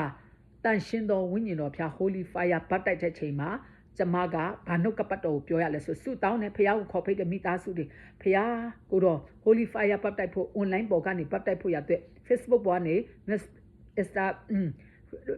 WeChat ကနေဖြစ်အကုန်လုံး Holy Fire ပတ်တိုက်မဲ့လူကနော်ဖယားတခင်သူတို့ဖြစ်တယ်အခုသူတို့အစင်သင့်ဖြစ်နေပြီ ready ဖြစ်နေပြီတမီးတို့လည်းဒီမှာဆုတောင်းပိတ်သိဖိတ်ဖို့ ready ဖြစ်နေပြီဖယားဆိုဆုတောင်းနဲ့ဆုတောင်းအရတနဲ့ဆုတောင်းနတ်ဆိုရှိအကုန်လုံးအစင်သင့် ready ဖြစ်ပြီးမှဖယားလာပြီဆိုတဲ့ခါမှာဘာနှုတ်ကပတ်တော်ဖယားတခင်တမီးတို့လည်း ready ဖြစ်ပြီးဤတမီးနှစ်ယောက်ဤသားနော် Holy Fire ပတ်တိုက်ဖို့ရတဲ့ကိုတော့ကိုတင်လူပူဇော်ပါတယ်ဆိုပြီးမှဘာနှုတ်ကပတ်တော်မဿဲခန်းကြီး3အငယ်7စနစ်နော်အဖျင်းကိုကမီးရှို့ပြီးမှအောင်မာတဲ့စပားကိုကြည်ထဲသွင်းဖို့ရအတွက်ဘုရားသခင်ဤသားသမီးတွေယေရှုနာမနဲ့ဆုတောင်းကောင်းကြီးပေးကိုတော့လက်တော်တို့အနံပါဆိုနာမည်နဲ့ဆုတောင်းပေးတယ်ပြီးရင်တမန်တော်ခန်းကြီးနဲ့အငယ်1ကနေ9တန်ရှင်တော်ဝိညာဉ်တော်နော် Holy Fire မီးလျာကိုယေရှုနာမနဲ့သူတို့ရဲ့နာမည်နဲ့ရှိတဲ့ဂတိတော်မီးလျာကိုယေရှုနာမနဲ့ယူပေးတယ်ယေရှုနာမနဲ့သူတို့အထက်ကိုထည့်ပေးတယ်ဆိုမှတမန်တော်အခန်းကြီးနဲ့အငယ်1ကနေ15ကိုပြောတဲ့အခါမှာဘုရားသခင်ကသူတို့နာမည်နဲ့ရှိတဲ့မီးလျာကိုဒီနှုတ်ပိတ်တိတ်နဲ့တောင်းလိုက်တဲ့ဆုအတိုင်းထည့်ပေးလိုက်တယ်သူတို့ထဲမှာနော်အဲ့ဒီအချိန်မှာသူတို့ကဆက်လှုပ်ရှားရင်ကြီးထွားလာမဲ့ကြီးထွားစစ်မလှုပ်ရှားဘဲနဲ့ငြိမ်သက်ရင်ငြိမ်သက်တဲ့အလျောက်ဖြစ်သွားတယ်နော်ဒါပေမဲ့ Holy Fire ပတ်တိုက်ပြီးစာတန်လက်ထဲကနေဖယားကဒါငါလူဖြစ်ပြီဆိုပြီးမှတောင်းထုတ်ပေးလိုက်တဲ့အချိန်မှာစာတန်ရဲ့ချီနှောင်ချင်းနဲ့အကုန်လုံးဖယားသခင်ယေရှုဖျားကိုယ်တိုင်လှုပ်ပေးတယ်လွတ်ချင်းရတယ်6တွေ့နေတဲ့အပင်တွေကိုပြတယ်လူကဘပ်တိုက်မခံ Holy Fire မပတ်တိုက်ခင်မှာ6တွေ့တယ်ညိုးနွမ်းတယ်နော်တိဆောက်ခြင်းမရှိဘူးအဲ့ Holy Fire ပတ်တက်ပြီးတဲ့ချိန်မှာစိမ့်လန်းဆိုပြေတဲ့အပင်တွေအတိအပွင့်တွေထွက်လာတယ်အဲ့ဒါတွေကိုဘုရားသခင်ကဖွင့်ပြတယ် Holy Fire ပတ်တိုက်တဲ့အကြောင်းကိုရှင်းရှင်းလင်းလင်းအခုကျွန်မပြောလိုက်ပြီးဒါကကျွန်မကပညာ9ဓာတ်မဲ့ရှိပါတယ်ဖယားရဲ့ပညာကိုဘယ်လိုလုပ်ရလဲနားထောင်ခြင်းလိုက်ဆောင်ရှောက်ခြင်းဝိညာဉ်တော်တကိုးအဖြစ်အပြုပြင်ခံခြင်းနဲ့နားထောင်ခြင်းစောင့်တတ်ခြင်းအပေါ်မှာဒီလိုမျိုးဝိညာဉ်တော်တကူတွေဆင်းသက်ပြီးမှပြောနိုင်တာဟောနိုင်တာဖြစ်ပါတယ်เนาะကြားနာတော်သူအရောက်စီတိုင်း Holy Fire ပတ်တိုက်ကိုစာငတ်တောင်းတကြပါเนาะဟိုပါလေတင်တို့ကိုအခု Holy Fire ပတ်တိုက်ချင်ပါတယ်ဆိုရင်ဆုတောင်းပေးပြီးမှတောင်းပေးလို့ရတယ်เนาะဒါဖယားသခင်ကပြောခိုင်းပြီးအချိန်တန်တို့သူ့ရဲ့သားသမီးတွေကို Holy Fire ပတ်တိုက်ဖို့ရအတွက်တော်၎င်းเนาะမင်္ဂလာဆောင်မဲ့တိုးတငယ်မင်္ဂလာဆောင်ပွဲဝင်ခွင့်ရှိတဲ့လူရောဖ ဖယားတခင်ကလူတိုင်းကိုတော့ဆောင်ပေးတာမဟုတ်ဘူးနော်စာငတ်တောင့်တပေမဲ့တင်းဒီဇီအောင်တို့တမီးမဖြစ်နေဘူးဆိုဆောင်လို့မရအောင်ဖယားကမဆောင်ပေးဘူးယေရှုဇလင်တို့တမီးငရဲထဲမရောက်ဘူးယေရှုဇလင်ညူးယေရှုဇလင်မြို့တက်မှာရောက်မယ်လို့မင်္ဂလာမဆောင်ဘူးဇီအောင်တောင်ပေါ်ကိုတက်မဲ့တို့တမီးပဲမင်္ဂလာဆောင်တယ်ဖယားကိုကျွန်မပြက်ပြက်သားသားမေးတယ်ပြက်ပြက်သားသားဖြေတယ်နော်ဒါပေမဲ့ဇီအောင်ယေရှုဇလင်မြို့မှာခေါင်းဆောင်ပိုင်းမှာနေရမယ်လူလောက်ကတော့မင်္ဂလာဆောင်တယ်လို့ဖယားကပြောတယ်နော်ဟုတ်ပြီဒါကြောင့်မို့အခုရေ၌ဗတ္တိဇံခံခြင်းအကြောင်းကနော်ရေ၌ဒုတိယမွေးဖွားခြင်းနော်ဖယားသခင်ကိုလူရှိဖယားရှိမှာဝန်ခံခြင်းခန္ဓာဇာတိပဂတိနော်ဇာတိပဂတိဝိညာဉ်ကိုတကြိုခြင်းနော်အဲ့ဒီအရာကိုပုံဆောင်တယ်လက်ဝါးကားတိုင်မှာအသေးခံခြင်းကိုပုံဆောင်တယ်ဟာလေလုယာ Holy Fire ဘပ်တိုက်ခြင်းကနော်ဖယားသခင်နဲ့ဒုတိယမွေးဖွားခြင်းမိထွန်းညှိခြင်းလို့ကျမကိုဖယားကပြောလဲငါသမီးကကြားတဲ့ကနေဖယားနဲ့လူကြားထဲမှာဖျောင်းတိုင်မိညှိပေးနေတယ်နော်အဲ့ဒီအလုပ်ကိုလုပ်ဖို့ဗိတ်တိတ်ငါပေးတယ်တဲ့နော် Holy Fire ဘပ်တိုက်နော်အဲ့ဒီဗိတ်တိတ်ကိုလည်းဖယားကပေးတယ်တိုးတငယ်မင်္ဂလာဆောင်ပွဲမင်္ဂလာဆောင်ပေးမဲ့ဗိတ်တိတ်ကိုလည်းကျမကိုပေးပါတယ်ဖယားကနော်အဲ့ဒီပေးတဲ့ဗိတ်တိတ်နဲ့ဖယားသခင်ကဥပမာဖုံးထဲကနေဆီယာမကြီးကျမခရစ်တော်နဲ့တိုးတငယ်မင်္ဂလာဆောင်ပွဲဝင်ချင်ပါတယ်လို့ပြောလာတယ်ပြောလာတဲ့ခါကျဆုတောင်းပေးတဲ့ခါကျတော်နဲ့အဖြေမရအောင်အဲ့ဒါဆိုရင်တို့သမီးထဲမှာမပါလို့ဒါပေမဲ့လာတယ်တလလောက်ကြာတယ်နောက်သူ့ဘက်ကနေစာငတ်တောင်းတတဲ့ဒီလိုရှိတယ်တချို့ကြတော့ဆောင်ပေးမယ်အခုချက်ချင်းဆောင်ပေးလိုက်ဆိုတဲ့လူရှိတယ်နော်မိသားစု9ယောက်ဆို9ယောက်စလုံးတခါတည်းတရက်ထဲနဲ့ဆောင်ပေးသွားတယ်10ယောက်ဆို10ယောက်စလုံးတခါတည်းနဲ့ဆောင်ပေးသွားတယ်နော်ဒီအိမ်မှာနော်9ယောက်ဆို9ယောက်စလုံးတခါတည်းနဲ့ဆောင်ပေးသွားတယ်သူတို့စာငတ်တောင်းတလို့လာတာလေယုံကြည်ခြင်းနဲ့ဘာမှသူတို့ဣတိမျိုးနားမလဲဘူးဒါပေမဲ့ဖယားစကားကိုဒီဆီယာမကပြောတာကမဟုတ်ဘဲနဲ့မပြောဘူးယုံကြည်တယ်ဆိုပြီးဖယားကမင်္ဂလာဆောင်သွားတဲ့တိုးတငယ်မင်္ဂလာဆောင်ပွဲဝင်တာကျမလိုင်းပေါ်မှာဖယားကငါတောင်ကိုအမွေခံမဲ့လူကိုကြော်ညာပေးပါလို့ကြော်ညာခဲ့တာအယောက်100ကျော်ရှိတယ်အဲ့ဒီအယောက်100ကျော်ထဲကနေလူ2ယောက်ပဲနော်အဲ့ဒါနာမည်မပြောချင်မြန်မာနိုင်ငံကနော်မြန်မာနိုင်ငံကတကယ်ဖယားသခင်သုံးတဲ့ဆရာလင်မယား2ယောက်ပဲဗာလဲဒီမှာလာမင်္ဂလာဆောင်သွားတယ်နော်လာမင်္ဂလာဆောင်သွားတယ်ပြီးလို့ရှိရင်ဒီမှာမင်္ဂလာဆောင်တဲ့လူတွေတော်များများရှိတယ်ဒါပေမဲ့နာမည်နဲ့မထုတ်ပြောတော့ဘူးဆရာပိုင်းလည်းရှိတယ်အငယ်ဆုံးကလေးဖယားသခင်ကအလုတ်လုံးမှမင်္ဂလာဆောင်တာမဟုတ်ဘူးနော်သူရွေးကောက်ထားတဲ့တို့သမီးသူကျင်တ်တယ်သူအားရတယ်ဆိုနောက်ဆုံးကျမပြောပြမှာ4လသားလေးပြီးခဲ့တဲ့4လသားလေးကိုစုံမတွေအများကြီးသူ့ကိုဖယားနဲ့မွေးထားတာမလို့ဖယားရွေးကောက်ထားတာမလို့စုံမတွေငကားတွေကဝိုင်းနေလို့ဖယားသခင်ကလွတ်လမ်းမရှိဘူးငါသမီးသူ့ကိုဆေးရုံကနေရောက်ပြီးတာနဲ့ငါ့ကိုမင်္ဂလာဆောင်ပြီးတော့ Holy Fire ပတ်တိုက်ပြီးတော့ဆိုအိမ်ကိုအဲ့ဒီ तू မမွေးခင်မှာသူ့အမေကဆုတောင်းလာခံတဲ့အချိန်မှာသူ့ကိုဆရာဝန်တွေကမမွေးနဲ့တော့နေနှလုံးလည်းမကောင်းဘူးကြောက်ကနော်သူ့ကိုဘာမကောင်းဘူးမမွေးနဲ့တော့လို့ပြောတာဒါပေမဲ့ကျမတို့ဆုတောင်းတဲ့အခါမှာဖယားသခင်ကဆုတောင်းနေရင်သူ့အမေငိုလာတဲ့အခါမှာဆရာမတဲ့သားလေးနဲ့တဲ့ကျမနဲ့ကဒီအိမ်ထဲမှာကလေးဆွဲတဲ့လက်ဆွဲနဲ့ဝင်လာတယ်လို့ပြောတာအဲ့ဒါနဲ့ဆုတောင်းတဲ့အခါမှာဖယားကကျမတို့ထုတ်ပိုးစီးခတ်ခိုင်းတဲ့သူ့ရဲ့ဘိုက်ကိုထုတ်ပိုးစီးခတ်တဲ့အချိန်မတော်ဘဲနဲ့မွေးသွားတယ်မွေးသွားတဲ့အချိန်မှာဆေးရုံမှာ2လနေရတယ်ဆေးရုံမှာ2လနေတဲ့အချိန်မှာလဲသူ့အမေကလည်းဖုန်းဆက်တယ်ကျမတို့လည်းဆူတောင်းပေးတယ်စီးခတ်ပေးတယ်ဆုံးမတွေပူညင်ဆိုးတွေဝိုင်းနေတာသူ့ကိုစားခြင်းလားအဲ့လိုမျိုးဝိုင်းနေတဲ့ခါကျစီးခတ်ပေးတဲ့အထက်သမီးတွေကိုလည်းပြောထားကိုလည်းမချမ်းမလားတတိသူ့အမေလည်းမွေးပြီးတာနဲ့မကြဘူးသူ့အမေကလည်းမျိုးစိတ်တအားချဲတာနေရမရှိဘူးငါတို့ကတော့ပေးရအောင်မဟဲ့ဆိုပြီးမှမဟုတ်ဘူး तू သားဖို့ရတဲ့ဟာမှတည်းမြောက်ကိုသားရဲ့နှစ်ဆတော့ကောင်းကြီးဆိုမှဖယားကကိုယ်နှလုံးသားကိုပဲကြည်တာအဲ့ဒီပတ်စံကိုကြည်တာမဟုတ်ဒါပေမဲ့ကိုကလည်းတင်လူပူဇော်ပေးတာလေဖယားကလည်းလက်ခံတယ်ချပေးတယ်ဝိညာဉ်ထဲမှာပြောချင်တာ4လပဲရှိသေးတယ်ငါမလာခင်ကတည်းကနေဒီကလေးကိုရောက်လာတာနဲ့မင်္ဂလာဆောင်ပေးလို့ပြောတာအရင်ဦးဆုံး Holy ရောက်လာတာနဲ့ Holy Fire ပတ်တိုက်ပေးတယ်ပြီးတော့အဖြူဝမ်းစစ်လေးတွေရှာပြီးမှကျမတို့မင်္ဂလာဆောင်ပေးလိုက်တဲ့ခါမှာအခုချိန်ထိသူ့ကိုအမြဲတမ်းစုံးတွေကဝိုင်းနေတာမိစ္ဆာတွေငကားတွေကဝိုင်းနေဒါပေမဲ့သူ့ရဲ့ခန္ဓာဘော်တွေကရွှေခန္ဓာဘော်တွေရွှေအိုးဖြစ်နေတဲ့သူ့ကိုတော့ထိလို့မရဘူးလို့ပြောတယ်ဒါကြောင့်မို့နော် အလုတ်ဘာမှမလုတ်သေးဘူးဖယားရွေးကောက်ထားတဲ့တာဝတောင်စာတန်ကတလောက်နှိပ်စက်တာနော်အဲ့ဒါကိုဖယားကသူ့ရဲ့တတို့သမီးဖြစ်တဲ့မင်္ဂလာဆောင်ပြီးတော့ဆို၄လသားနဲ့မင်္ဂလာဆောင်တယ်ဟာလေလုယာကျမသားတွေ14နှစ်နဲ့မင်္ဂလာဆောင်တဲ့အချိန်မှာကျမဟာဖယားရဲ့ဆိုပြီးမှအံ့ဩတာကိုကရွေးယူထားလို့ပေါ့လေဆိုပြီးမှအခု၄လသားလေး9နှစ်သားနော်9နှစ်သမီးတွေပါတယ်9နှစ်ကလေးတွေပါတယ်6နှစ်9နှစ်ကလေးတွေပါတယ်သူမင်္ဂလာဆောင်တာဘာဖြစ်လို့သူတို့မင်္ဂလာဆောင်တာဗဒိညင်တရားတဲ့နဲ့မျိုးစစ်တစ်ကိုဆောင်တာအိုဟောင်းနေတဲ့လူတွေဖြစ်နိုင်မလားဘာမလားသွားနောက်ကျတော်သူတွေအရင်ကျတော်သူတွေနောက်ကျပြီဖယားကပယ်ထားပြီကျမမလိမ်ဘူးအခုမင်္ဂလာဆောင်ပေးထားတဲ့လူတွေလူကြီးပိုင်းနည်းနည်းလေးပဲရှိပါတယ်ခမညာရှိပါတယ်တကယ်ပြောတာလူကြီးပိုင်းနည်းနည်းပဲနော်ပါစတာပိုင်းနည်းနည်းလေးပဲလက်ချိုးရည်လို့ရတယ်နော်ပါစတာပိုင်းလက်ချိုးရည်လို့ရတယ်ကြံတဲ့လူတွေကကလေးသူငယ်လေးတွေနော်အပြိုမတန်းလေးလူပြိုမတန်းလေးအဲ့ဒါလေးတွေနော်အခုမင်္ဂလာဆောင်ထားတာအခုဖယားသခင်ကအခုမင်းတိုးတငယ်မင်္ဂလာဆောင်ပွဲပြောပြီးတော့ဆိုလို့မနေ့ကပြောခဲ့ပြီးအဲ့ဒီမင်္ဂလာဆောင်ပွဲကိုဝင်တဲ့လူတွေအကုန်လုံးကိုဖယားသခင်ကနေ့တိုင်းဆုတောင်းခိုင်းတယ်ဘာဖြစ်လို့လဲ तू တွေးတော့မယ်ကောင်းကင်ကိုရောက်ဖို့အတွေးခံရတော့မယ်တွေးတော့မဲ့ခါမှာ तू တွေးတာကိုခံနိုင်ဖို့ရတဲ့နေ့တိုင်းဆုတောင်းပေးပါတယ်ငါစစ်ဆေးစုံစမ်းတဲ့စာမေးပွဲကိုသူတို့အောင်ဖို့ရတဲ့အမြဲတမ်းဆုတောင်းပေးကျမအမြဲတမ်းမချမ်းမလက်ဖယားသကောင်းနားထောင်ပြီးအဲ့ဒီတို့သမီးတွေတို့သားတွေ Holy Fire ပတ်တိုက်ထားတဲ့လူတွေဖယားသခင်ရွေးကောက်ထားတဲ့ဇီးအောင်တို့သမီးတွေ3,400,000သောဇီးအောင်တို့သမီးတွေယေရှုသခင်တို့သမီးတွေကဘာဦးအပင်ကွမြတ်တဲ့အသက်စာဆောင်စင်းနဲ့ဝင်တော်သားသမီးတွေဆိုပြီးမှအဲ့ဒီလူတွေအတွက်ပဲအမြဲတမ်းဆုတောင်းစကတ်ထုတ်ဖို့စာဒန်လူစီဖာအာကြီးတော်သူလူယူတော်သူလက်ထက်ကနေနတ်ဆတော်ဗိတ်တိတ်တကိုးတွေတုံးပြီးမှဟေရှာယအခန်းကြီး49အငယ်24 25 26ကိုဆွဲကင်ပြီးမှနေ့တိုင်းပြန်လဲဆွဲသွင်းတာဖျားစီကိုပို့တာအညစ်ကြေးကင်းစင်တော်တို့သမီးအဲ့လိုမျိုးပို့တာဖျားသခင်တော့တွဲပေးထားတဲ့တော့တွဲတွေနဲ့အကုန်ဖွင့်ပေးတာအဲ့ဒီလူတွေဒီကိုရောက်လာမှာနော်မာနမကြီးကြနဲ့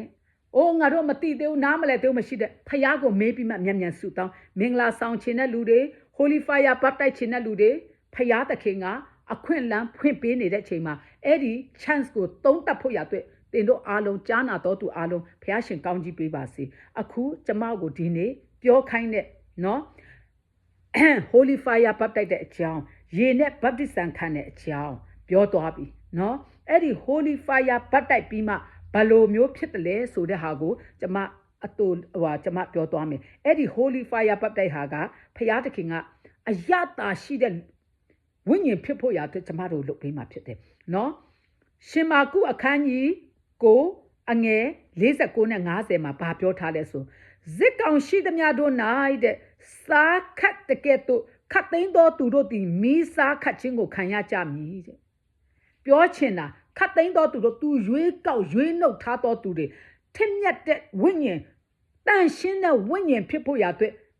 တန်ရှင်းသောဝိညာဉ်တော်ရေကဆေးတယ်ဆေးပေမဲ့ဆေးသလောက်မတန်ရှင်းနိုင်ဘူး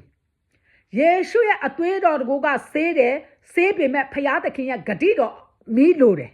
နော်အသွေးတော်ကလည်းတန်ရှင်းစေနိုင်တယ်အပြစ်နွန်ထဲကနေကဲတင်တဲ့အသွေးတော်ကတန်ရှင်းသောဝိညာဉ်တော်ရေကလည်းပစ်ဖြန်းတဲ့ဆေးကြောပေးတယ်ဒါပေမဲ့သင်သည်အယတာရှိသောခန္ဓာစိတ်ဝိညာဉ်ဖြစ်ဖို့ရအတွက်သင်ကိုစားမိခတ်ဖို့လိုတယ်အဲ့ဒီစားမိခတ်ခြင်းကထာဝရဘုရားရဲ့ဂတိတော်မီးဖြစ်တယ်အဲ့ဒီဂတိတော်မီးရမှသာလျှင်အယတာရှိတဲ့ခန္ဓာစိတ်ဝိညာဉ်ဖြစ်သွားပြီးမှသင်ပြောသမျှအယတာရှိတဲ့နှုတ်ကပတ်တော်ဖြစ်သွားမှာဖြစ်တယ်နော်တန်ရှင်းသောဝိညာဉ်တော်အသက်ရထွေရစမ်းရည်တွင်အယတာရှိတဲ့ခန္ဓာဗိမာန်ဖြစ်သွားမှာဖြစ်တယ်ဟာလေလုယာဘုရားသခင်ကဇစ်ကောင်ရှိသမျှဖယားသခင်ကိုဇစ်ပူဇော်တဲ့အခါမှာဇစ်ကောင်ရှိသမျှမီးရှို့ရတယ်စားခတ်ရတယ်တဲ့အဲ့ဒီလိုပဲတဲ့တင်တို့အပေါင်းကိုစားမီးခတ်ရမယ်တဲ့နော်စားမီးခတ်ခြင်းကိုမခံရတဲ့လူကကောင်းကင်နိုင်ငံမရောက်ဘူးအဲ့ဒီစားကတဲ့စားတီကောင်းဤတဲ့တိုးတော်လဲအငံကင်းပြောက်လင်တဲ့အငံအရတာကိုအဘယ်သို့ရပြန်မည်နည်းတဲ့တင်တို့၌စားရှိစေကြလောတဲ့အချင်းချင်းအသင်းသင့်နေကြလောတဲ့တင်တို့၌စားရှိစေကြလောအဲ့ဒီစားမီးကဂတိတော်မင်း Holy Fire ဖတ်တိုက်ဖြစ်ပါတယ်ဟာလေလုယာနော်နားလည်ကြပြီလားဟိုတခါတုန်းကကျွန်မ gospel သွားတဲ့အခါမှာလူတယောက်ကနော်ကျွန်မကိုဆရာမတဲ့အဲ့ဒီမီးကဘာအလုပ်ကိုလုပ်တယ်လဲတဲ့ကျွန်မကိုအဲ့လိုမေးတယ်2019 2019မှာဟုတ်တယ်2019မှာအော်လို့အခုလို့နော်ဖခင်ကလည်းချစ်ချင်းကျမကိုပါဇက်ကိုတုံးသွားတယ်နင်အခုအဝတ်လျှော်လိုက်တာလို့အဝတ်လျှော်တိုင်းတန့်ရှင်းသွားတယ်နော်နင်ကြိုက်တဲ့ပုံစံဖြစ်သလားလို့နော်မီးဘူးကိုတိုက်လိုက်မှကော့နေတာမဟုတ်ဘူးလားလို့ကျမပါဇက်ကဒီလိုထွက်သွားတယ်မစင်းစားဘူးမကြံစီဘူးနန်းလည်းမလဲဘူးအဲ့လိုထွက်သွားတယ်ဒီလိုပဲအခုကျမတို့ကိုဖခင်ကအသွေးတော်နဲ့ရွေးနှုတ်တယ်ကျမတို့ဟိုတန့်ရှင်းစေဖို့ရတဲ့ကျမတို့တန့်ရှင်းမနေဘူးကြည့်ချင်တာကြည့်လှုပ်ချင်တာလှုပ်နေဟုတ်တယ်မဟုတ်လားစားချင်တာစားနေတယ်ဟုတ်တယ်မဟုတ်လားအခုကြတော့ကြည့်အဲ့ဒီရေနဲ့ဝိညာဉ်တော်ရေနဲ့ဆေးပေးတယ်ဟုတ်တယ်မဟုတ်လားရေနဲ့ဆေးတာကြီးချွတ်ရေနဲ့ဆေးတာဘာဖြစ်သွားတယ်လဲတန့်ရှင်းပါတယ်ဒါပေမဲ့အဝတ်လျှော်လိုက်တာရေနဲ့လျှော်တာလေတန့်ရှင်းသွားပြီမဲ့ကြည့်လို့လှသလားမလှဘူးမီးနဲ့မီးဘူးတိုက်ပြီးမှကော့နေမှလှတယ်လို့မျိုးပဲတန့်ရှင်းသောဝိညာဉ်တော်မီးစားမိခက်ဂတိတော်မီးရပြီးမှအယတာရှိတဲ့အသိရထွေရဆိုင်းရည်တွေနော်ဖရာသခင်ရဲ့ဝိညာဉ်မျက်စိတွေပွင့်သွားတာဝိညာဉ်သားတွေပွင့်သွားတာအဲ့ဒါကိုဖရာကအယေပြားလေးခြင်းတရားနဲ့ပြန်ဆက်သွားတယ်အဲ့ဒါကြောင့်မို့ယုံကြည်သူဖြစ်ပြီးမှအယေပြားလေးခြင်းတရားမရှိဘူးဝိညာဉ်တော်မင်းမရှိဘူးဆိုရင်ဖရာကလက်မခံဘူးနော်ဒါကြောင့်မို့ဟာလေလုယာနော်တင်းဒီအသက်ရှင်မြတ်ကြောင်းတင်းရဲ့ဝိညာဉ်ကိုအယေပြားလီးဖြတ်ရမယ်တဲ့နော်တင်းဤနှလုံးအယေပြားကိုလီးဖြတ်လို့နောက်တစ်ဖန်ခိုင်မာတော့လည်းပြင်းမရှိစေနဲ့တဲ့နော်တရားဟောကြအခန်းကြီး30အငယ်15-16ဖြစ်တဲ့အယေပြားလီးခြင်းနဲ့ကြမ်းဟောင်းတရားအဖြစ်မဟုတ်တဲ့ဝိညာဉ်တော်အဖြစ်စိတ်နှလုံးနဲ့ဆက်ဆိုင်သည်ထိုအယေပြားလီးခြင်းကိုခံတော်သူဤအချီးမွန်းသည်လူအလိုနဲ့မဆိုင်ဖျားသခင်အလိုတော်နဲ့ဆက်ဆိုင်နေတဲ့နော်ယောမအခန်းကြီးနဲ့အငယ်28-29မှာအယေပြားလီးခြင်းတရားလေတဲ့ကြမ်းဟောင်းတရားအဖြစ်မဟုတ်ပဲဝိညာဉ်တော်အဖြစ်အယေပြားလိခြင်းနော်ယေရမိအခန်းကြီး4အငယ်4မှာဗာပြောထားလဲဆိုရင်အိုယူဒပြည်သူယေရှုသခင်တို့သားတို့ထာဝရဘုရားအဖို့လို့ငါအယေပြားလိခြင်းမင်္ဂလာကိုခံကြလောနော်သင်တို့ဤနှလုံးအယေပြားကိုလီးဖယ်ကြလောသို့မဟုတ်သင်တို့ဤအကျင့်မကောင်းသောကြောင့်ငါဤအမျက်တီနော်ငါအမျက်တီမိကဲ့သို့ထွက်၍အဘယ်သူမျှမငြိမ်းနိုင်အောင်လောင်လိုက်မည်ပြောချင်တာယေရှုသခင်မျိုးသားယူဒလူတွေဆိုတာယုံကြည်သူတွေဖြစ်တယ်အဲ့ဒီယုံကြည်သူတွေကိုနင်တို့အယေပြားလီးဖြတ်ပါတဲ့နင်တို့အကျင့်မကောင်းဘူးတဲ့အဲ့ဒီတန့်ရှင်းသောဝိညာဉ်တော်မီးနဲ့မီးမရှို့ဘဲနဲ့ငါတို့အကျင့်ဒီကောင်းသောအကျင့်မဖြစ်လာနိုင်ဘူးလိုက်မချိန်နိုင်ဘူးဖြစ်တယ်ဒါကြောင့်မို့အယေပြားလေးခြင်းတရားကိုဖခင်ကအဲ့ဒီဂတိတော်မီးထောက်ရဖခင်ရဲ့ဂတိတော်မီးကလုတ်ပေးတာဖြစ်ပါတယ်နော်ဝိညာဉ်တော်မီးဂတိတော်မီးကလုတ်ပေးတာဖြစ်ပါတယ်ထိုနော်ထောက်ရဖျားမိန်တော်မူတီကအယေပြားလီခြင်းကိုခံတော်သူအယေပြားလီခြင်းကိုမခံတော်သူအေဂုတ်တုလူယူဒလူအေဒုံလူအာမုံအမျိုးသားမောဘအမျိုးသားပမုတ်ရိတ်တော်တတ်တော်သူအမျိုးတောနိုင်နေတော်အမျိုးဗာလေတန်ရှင်းသောဝိညာဉ်တော်မီးကိုမရတဲ့သူတန်ရှင်းသောဝိညာဉ်တော်မီးစားမီခတ်ခြင်းမရှိတဲ့လူကတောဆိုတာမြစ်ပင်တွေနဲ့တောရိုင်းကြီးထနေတာအဲ့ဒီမီးလာမှရှင်းထုတ်ပေးပြီးမှအဲ့ဒါမှတောကနေအသီးများတဲ့အပင်တွေဖြစ်သွားတာဖြစ်တယ်။တောရိုင်းကြီးအခုတန်ရှင်းသောဝိညာဉ်တော်ကိုမရသေးသောသားသမီးများယုံကြည်သူတွေအားလုံးမယုံကြည်သူတွေအားလုံးအတူတူပဲတောရိုင်းကြီးပဲဖြစ်ပါတယ်။နော်အဲ့ဒီလူတွေကိုခွဲခြားပြီးမှတရားစီရင်ရာကာလဒီအခုရောက်လာပြီဖြစ်ပါတယ်။အခုရောက်လာလို့ဒီတရားကိုဘုရားသခင်ကဒီနေ့ပင်လေငါသမီး Holy Fire ပတ်တိုက်တဲ့အကြောင်းနဲ့ရေနဲ့ပတ်တိုက်တဲ့အကြောင်းကိုရှင်းလင်းကွဲပြားစွာပြောပြပါဆိုလို့ကျွန်မပြောပြသွားတာဖြစ်တယ်။နော်ဒါကြောင့်ယေရမိအခန်းကြီး9အငယ်25-26ဖြစ်တယ်ပြီးလို့ရှိရင်နော်ယေကျေလအခန်းကြီး30အငယ်24မှာဘုရားသခင်ကပြောတယ်အသက်ရှင်သောသူတို့ဤနေရာ၌သူတပားကိုကြောက်စေတတ်သောအခွင့်ကိုဘုရားသခင်ကဘယင်တွေကိုပေးထားတယ်ဒါပေမဲ့တဲ့အယေပြားလီးခြင်းကိုမခံတော်သူဖြစ်၍မြေအောက်အရက်သို့ဆင်းသွားရသဖြင့်မြေသွင်းထဲသို့ဆင်းသွားတော်သူနှင့်အတူအရှိကွဲလျက်တည်တော်သူနှင့်အတူနေရာကျလိမ့်မည်တဲ့ယေကျေလအခန်းကြီး30တခန်းလုံးကိုဖတ်ကြည့်လို့ရပါတယ်နော်အယေပြားလီးတော်သူနဲ့အယေပြားမလီးတော်သူဘလောက်ထိကွာခြားလဲဆိုအယေပြားလီးခြင်းကတန်ရှင်းသောဝိညာဉ်တော်အယေပြားလီးခြင်းဖြစ်တဲ့ဂတိတော်မီးကိုပြောနေတာဖြစ်တဲ့ဂတိတော်မီးမရတဲ့လူကမြေအောက်အရမဒနာနိုင်ငံထဲကိုဆင်းရမယ်လို့ဘုရားကပြောတာဖြစ်တယ်ဟုတ်တယ်နော်အခုချိန်ထိသင်သည်ယုံကြည်သူဖြစ်ပါလင်းနဲ့တန်ရှင်းသောဝိညာဉ်တော်မီးဆင်းသက်ခြင်းတန်ရှင်းသောဝိညာဉ်တော်မီးအယေပြားလီးပေးခြင်းအလုတ်လုတ်ခြင်းကိုနားမလည်သေးဘူးမခံစားသေးဘူးဆိုရင်သင်အသက်ရှင်နေသေးတယ်တည့်ရချန့်ရှိနေသေးတယ်သင်ဖျားသခင်မှာဒူးထောက်လက်မြောက်ဆုတောင်းတော့စာလန်ဆရာကျမ်းထဲမှာဆုတောင်းတဲ့အတိုင်းထောက်ရဖျားရဲ့အတန်ကိုမကြားမချင်းထောက်ရဖျားရဲ့အလေးဘာမှမလုပ်ပေးမချင်းမျက်စိမမိတ်ဘူးအဲ့ရပေါ်မတက်ဘူးမြိန်တော့စားပွဲခဲပွဲကိုမစားဘူးဆိုတယ်လို့မျိုးဒါဝိစာလန်ဆရာဆုတောင်းတယ်လို့မျိုးသင်ဆုတောင်းတော့ ဘာဖြစ်လို့လဲအခုနောက်ဆုံးတော့ကာလရောက်နေပြီတဘိုးခုနှလုံးမှုတ်ဖို့ဘုရားသခင်ကဗီဇင်ထဲမှာပြပြီးပရောဖက်မှာပြပြီးတမန်ကျမ်းစာကိုကျမကိုရေးခိုင်းပြီးအစင်စင်ပြောသွားပြီနော်ဒီကဘာမြေကြီးကိုဖြစ်စည်းတဲ့အစက2000အစတဲ့အစင်ကနေစပြီးဘာကလုတ်သွားတဲ့အကုန်လုံးပြောပြီးကျမတခုမကြံဖယားကဟိုတုန်းကကျမကိုပုံသွင်းနေတဲ့သွေးနေတယ်အခုကနေစပြီးငါနေနဲ့အတူအလုပ်လုပ်မယ်အခုနေစတော့ဘယ်အကြောင်းကိုပြောဆိုပြောမှကျမကအဲ့အကြောင်းကိုပြောရတယ်ကျမပြောလိုက်တဲ့အကြောင်းကိုတင်တို့ကိုဖယားသခင်ကသေချာဖွင့်ပြရင်တင်တို့သေချာတယ်ငရဲတဲ့မြောက်တော်ဘူးတင်တို့နောင်တရပြီးမှတင်တို့ဝိညာဉ်ကိုတင်တို့ပြုတ်ပြင်လိုက်တဲ့အခါမှာတင်တို့ကောင်းကင်နိုင်ငံရောက်မလားအချိန်မမီယေရှုစလင်မျိုးရောက်မလားဒီတရားကိုဒါတင်တို့တေချာနားထောင်ပြီးလိုက်ကျင့်လိုက်ကြနော်ကျမကဖယားရဲ့အမုန်းလည်းမခံဘူးကျမကိုဖယားကနှစ်တစ်လို့ပေါ်လူလိုမျိုးပန်းသုံးတိုင်ကိုအရောက်လမ်းတဲ့ပထမဆုကိုကျမကိုပေးလိုက်ပြီးဖြစ်တယ်ဒီအရာတွေကိုကျမပြောလိုက်ခြင်းအပြင်နော်ကျမကဖယားသခင်စီမှာဖယားရဲ့ဘုန်းကိုထင်ရှားစေဖို့ရပြောတာဖြစ်တယ်ကျမပြောသမျှသည်ကျမတို့မိသားစုကျမဘုံထင်ရှားဖို့မဟုတ်ဘူးကျမကိုဖန်ဆင်းတဲ့ကျမကိုကယ်တင်တဲ့မြေမုတ်တဲကနေချီးမြှောက်ပြီးမှစင်းရဲနွမ်းပါထဲကနေချီးမြှောက်ပြီးမှကောင်းကင်အရာကိုပေါ်လူဟောထားတဲ့တရားအတိုင်းပထမဆုကိုမြေကြီးပေါ်မှာကျမဒီအိမ်မှာကိုယ်တိုင်ခမီးတော်သားတော်တန်ရှင်တော်ဝိညာဉ်တော်ဖျားကိုယ်တိုင်လာဆုချတဲ့ဆုကိုကျမပြန်ပြီးမှအိမ်မှာစိုင်းဘုတ်နဲ့လည်းချိတ်ထားတယ်ပြောပြတာဖြစ်တယ်နော်ကျမက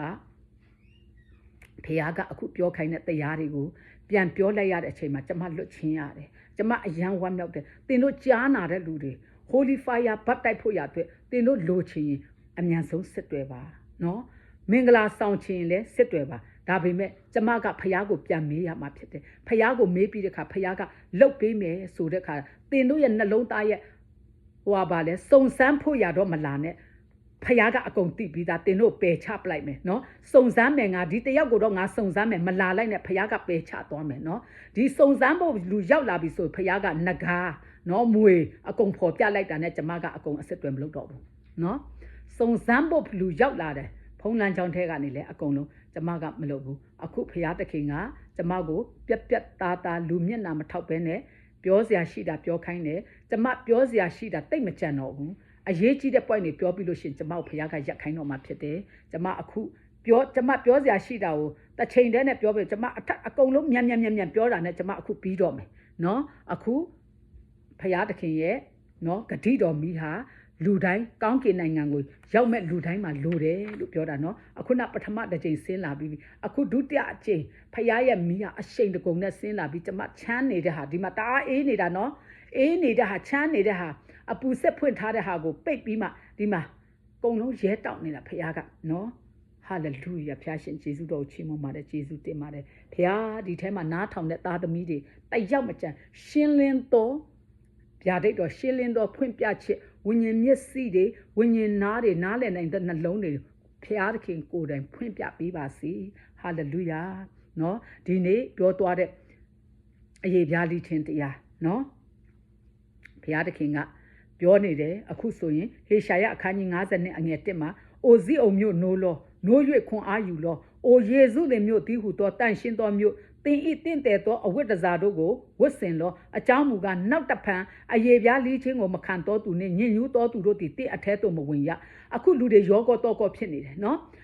အယေပြားလီးပြီးသားလားကိုလည်းမသိကြဘူးလူတိုင်းကလည်းမသိကြဘူးဝိညာဉ်လူအချို့တယောက်တစ်စုံတယောက်ကတာရင်လူတွေကိုကြည့်ပြီးမှနားလည်နေတယ်သိနေတယ်နော်အများကြီးမရှိသေးဘူးဒါပေမဲ့မရှိတော့ဘူးလားဆိုရင်ရှိလာတော့မယ်အခုဖះရဲ့ဖြစ်စည်းခြင်းဖះရဲ့ဖွင့်ပြချက်တွေနဲ့တော်များလူတွေကအသက်ရှင်တဲ့ဖះကိုရွေးယူလာမယ်ယုံကြည်လာမယ်ကိုးကွယ်လာကြမယ်ဖះသခင်ရဲ့လူတွေမြောက်များစွာပို့ပြီးမှများလာမယ်လူဦးရေ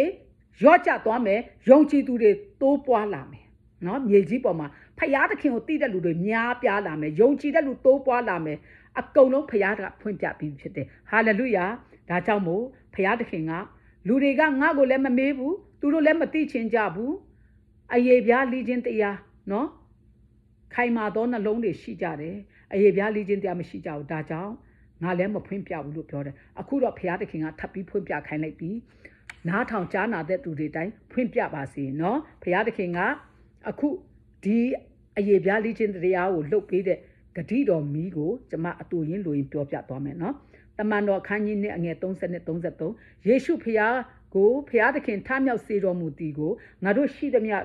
တက်တည်ဖြစ်ကြ၏ထို့သို့ဖျားသခင်သည်လက်ရတော်နှင့်ချီးမြှင့်တော်မူသဖြင့်ထိုသခင်သည်ဂတိတော်နှင့်ရှင်သောတန်ရှင်သောဝိညာဉ်တော်ကိုခမည်းတော်၌ခံပြီးဖြစ်၍တင်တို့သိမြင်ကြားရသောအရာကိုညွှန်းလောင်းတော်မူ၏တဲ့သခင်ယေရှုကိုယ်တိုင်ဖျားသခင်ရဲ့လက်ရတော်ဘက်မှာထိုင်ပြီးမှထိုဂတိတော်ကိုတွန်းလောင်းခြင်းခံရပြီးမှနော်ခံရပြီးဖြစ်၍တင်တို့သိမြင်ကြားရသောအရာကိုတင်တို့အပေါ်မှာညွှန်းလောင်းတော်မူတယ်တဲ့အဲ့ဒါတမန်တော်အခန်းကြီးနဲ့အငယ်30နဲ့33ဖြစ်တယ်လူကာခန်းကြီး24အငယ်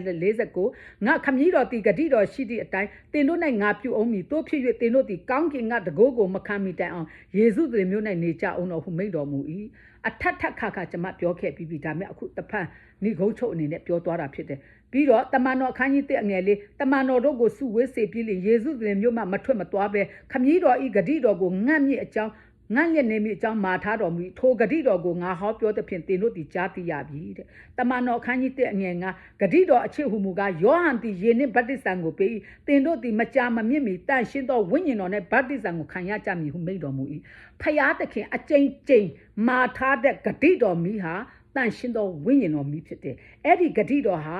ယောဟန်ကငါတို့ကိုယေနဲ့ပฏิစံပေးတယ်ကျွန်တော်ကျမတို့ကိုဖယားသခင်ထိုခရစ်တော်ကအဲ့ဒီဂတိတော်မီနဲ့ကျမတို့ကိုတန်ရှင်းတော်ဝိညာဉ်တော်မီဗတ္တိဇံကိုပေးပါတယ်အဲ့ဒီဗတ္တိဇံကိုခံပြီးမှဒါဝိညာဉ်မျက်စိပွင့်မယ်ဝိညာဉ်သားတွေပွင့်မယ်နားလည်နိုင်မယ်ဖယားပြောတဲ့စကားကိုကြားမယ်ဖယားရဲ့တဒံတော်ကိုမြင်မှာဖြစ်ပါတယ်နော်တမန်တော်ခန်းကြီးတဲ့အငယ်ခွန်ကနေရှင်းဖျားသခင်ကခမည်းတော်ဤတကိုးတော်အဖြစ်စီရင်သောအမှုအချိန်ကာလကိုသိရသောအခွင့်တင်တို့၌မရှိထို့သောမရှိတော်လဲတင်တို့အပေါ်သို့တန်ရှင်းသောဝိညာဉ်တော်ဆင်းသက်သောအခါတင်တို့သည်တကိုးကိုခံရ၍ယေရှုသခင်မျိုးမှစသောယူဒပြည်ရှာမာရိပြည်မြေကြီးစွန်းတိုင်အောင်ငါဤသက်သေဖြစ်ရကြလိမ့်မည်ဟုမိန့်တော်မူ၏တမန်တော်ခန်းကြီးတဲ့အငယ်ခွန်ရှိနော်တမန်တော်ခန်းကြီးတဲ့အငယ်14ထိုသူအပေါင်းတို့သည်ယေရှုခရစ်၏မေတော်မာကြီးမှစ၍မိမတို့နှင့်၎င်းညီတော်တို့နှင့်၎င်းတညီတညွတ်တီကြိုးစား၍ဆုတောင်းပတ္ထနာပြုလျက်နေကြ၏နော်ပင်တေကုတ်တေပွဲနေ့ရောက်သောအခါထိုသူအပေါင်းတို့သည်တညီတညွတ်တီစည်းဝေး၍နေကြ၏ထိုအခါလေပြင်းမုန်တိုင်းကဲ့သို့သောအတန်တီတခဏချင်းတွင်ကောင်းကင်မှလာ၍ထိုသူနေထိုင်သောအိမ်ကိုဖြစ်လေ၏ထိုခဏချင်း၌ကွဲပြားသောလျာတို့သည်မိလျာကဲ့သို့ထင်ရှား၍ထိုသူအသီးသီးတို့အပေါ်၌တည်နေကြ၏ထိုသူအပေါင်းတို့သည်လည်းတန်ရှင်းသောဝိညာဉ်တော်နှင့်ပြည့်၍ဝိညာဉ်တော်သည်ဟုဒီဝိညာဉ်တော်သည်ဟောပြောသည့်အခွင့်ကိုပေးတော်မူသည့်အတိုင်းအမျိုးမျိုးသောဘာသာစကားနှင့်ပြောကြ၏ပြောချင်တဲ့အတိတ်ပဲဒီတန်ရှင်းသောဝိညာဉ်တော်ဖရာအလုတ်လုတ်သွားပြီနော်လုတ်သွားပြီဆိုရင်ပေတရုကပြန်ပြောတယ်နှစ်တမန်တော်ခန်းကြီးနဲ့အငယ်38မှာပေတရုကလည်းတင်တို့၏အဖြစ်ကိုလွတ်စေခြင်းကနောင်တရ၍တယောက်မှမကျွင်းယေရှုခရစ်၏နာမ၌ဗတ္တိဇံကိုခံကြတော့ထိုတို့ပြုလင်တန်ရှင်းသောဝိညာဉ်တော်တည်ဟုသောဆုကျေးဇူးကိုခံရကြလိမ့်မည်အာမင်ထာဝရဘုရားထံတော်မှချမ်းအေးသောအချိန်ကာလသည်ရောက်လာ၍တင်တို့အဖို့လို့ငါခံထားတော်မူနှင့်သောယေရှုခရစ်ကိုစေလွတ်တော်မူမည်အကြောင်းတင်တို့အပြစ်များကိုပြေစေခြင်းကနောင်တရ၍စိတ်ပြောင်းလဲခြင်းသို့ရောက်ကြလောတမန်တော်ခန်းကြီး3အငယ်19နော်ဣသေလလူတို့ဖယားသခင်ကတန်ရှင်းသောဝိညာဉ်တော်ဂတိတော်ရဖို့ရပြောထားတဲ့နှုတ်ကပတ်တော်တမန်တော်တွေကိုစုစည်းပြီးမှကျွန်မပြောလိုက်တာဖြစ်ပါတယ်ဒီနေ့ကြားနာရတော်သူများအရောက်စီတိုင်းဖယားသခင်ဟာနော်ကျွန်တော်ကျမတို့ကိုဝိညာဉ်ပဂတိအချိုးမူကားချစ်ချင်းဝမ်းမြောက်ခြင်းငြိမ်သက်ခြင်းစိတ်ရှည်ခြင်းကျေးဇူးပြုခြင်းကောင်းမြတ်ခြင်းသစ္စာဆောင်ခြင်းနုညံ့သိမ်မွေ့ခြင်းကာမဂုဏ်ချုပ်တီးခြင်းပေသည်ထို့သောအကျင့်ကိုအဘယ်တရားမှမမြတ်တာအဲ့ဒီတန်ရှင်းသောဝိညာဉ်တော်ဂတိတော်မီHoly Fire ပတ်တိုက်ပြီးမှဒီတရားကောင်းမြတ်တဲ့တရားတွေကိုနားလည်ခံစားသိရှိယုံကြည်နိုင်မှာဖြစ်ပါတယ်။ယခုကြားနာတော်သားသမီးအရောက်စီတိုင်းအပေါ်မှာဘုရားသခင်သည်အရောက်စီတိုင်းကိုဖွင့်ပြပေးပါစေနားလည်နိုင်ပါစေအမြန်ဆုံးစာငတ်တောင့်တတဲ့နှလုံးသားတွေရပါစေတင်တို့အထက်၌အကျင့်ကျင့်စေခြင်းက၎င်းအလိုရှိစေခြင်းက၎င်းပြုပြင်ပေးတော်သူကဘုရားသခင်ဖြစ်တယ်ဆိုတဲ့နှုတ်ကပတ်တော်တိုင်းတင်တို့နှလုံးသားအထဲမှာတင်တို့အထဲမှာအမြန်ဆုံးပြုပြင်ခြင်းခံနိုင်ကြပါစေယေရှုနာမနဲ့ကောင်းကြီးပေးကိုရလက်တော်သူအနံပါတယ်နော်အာမင်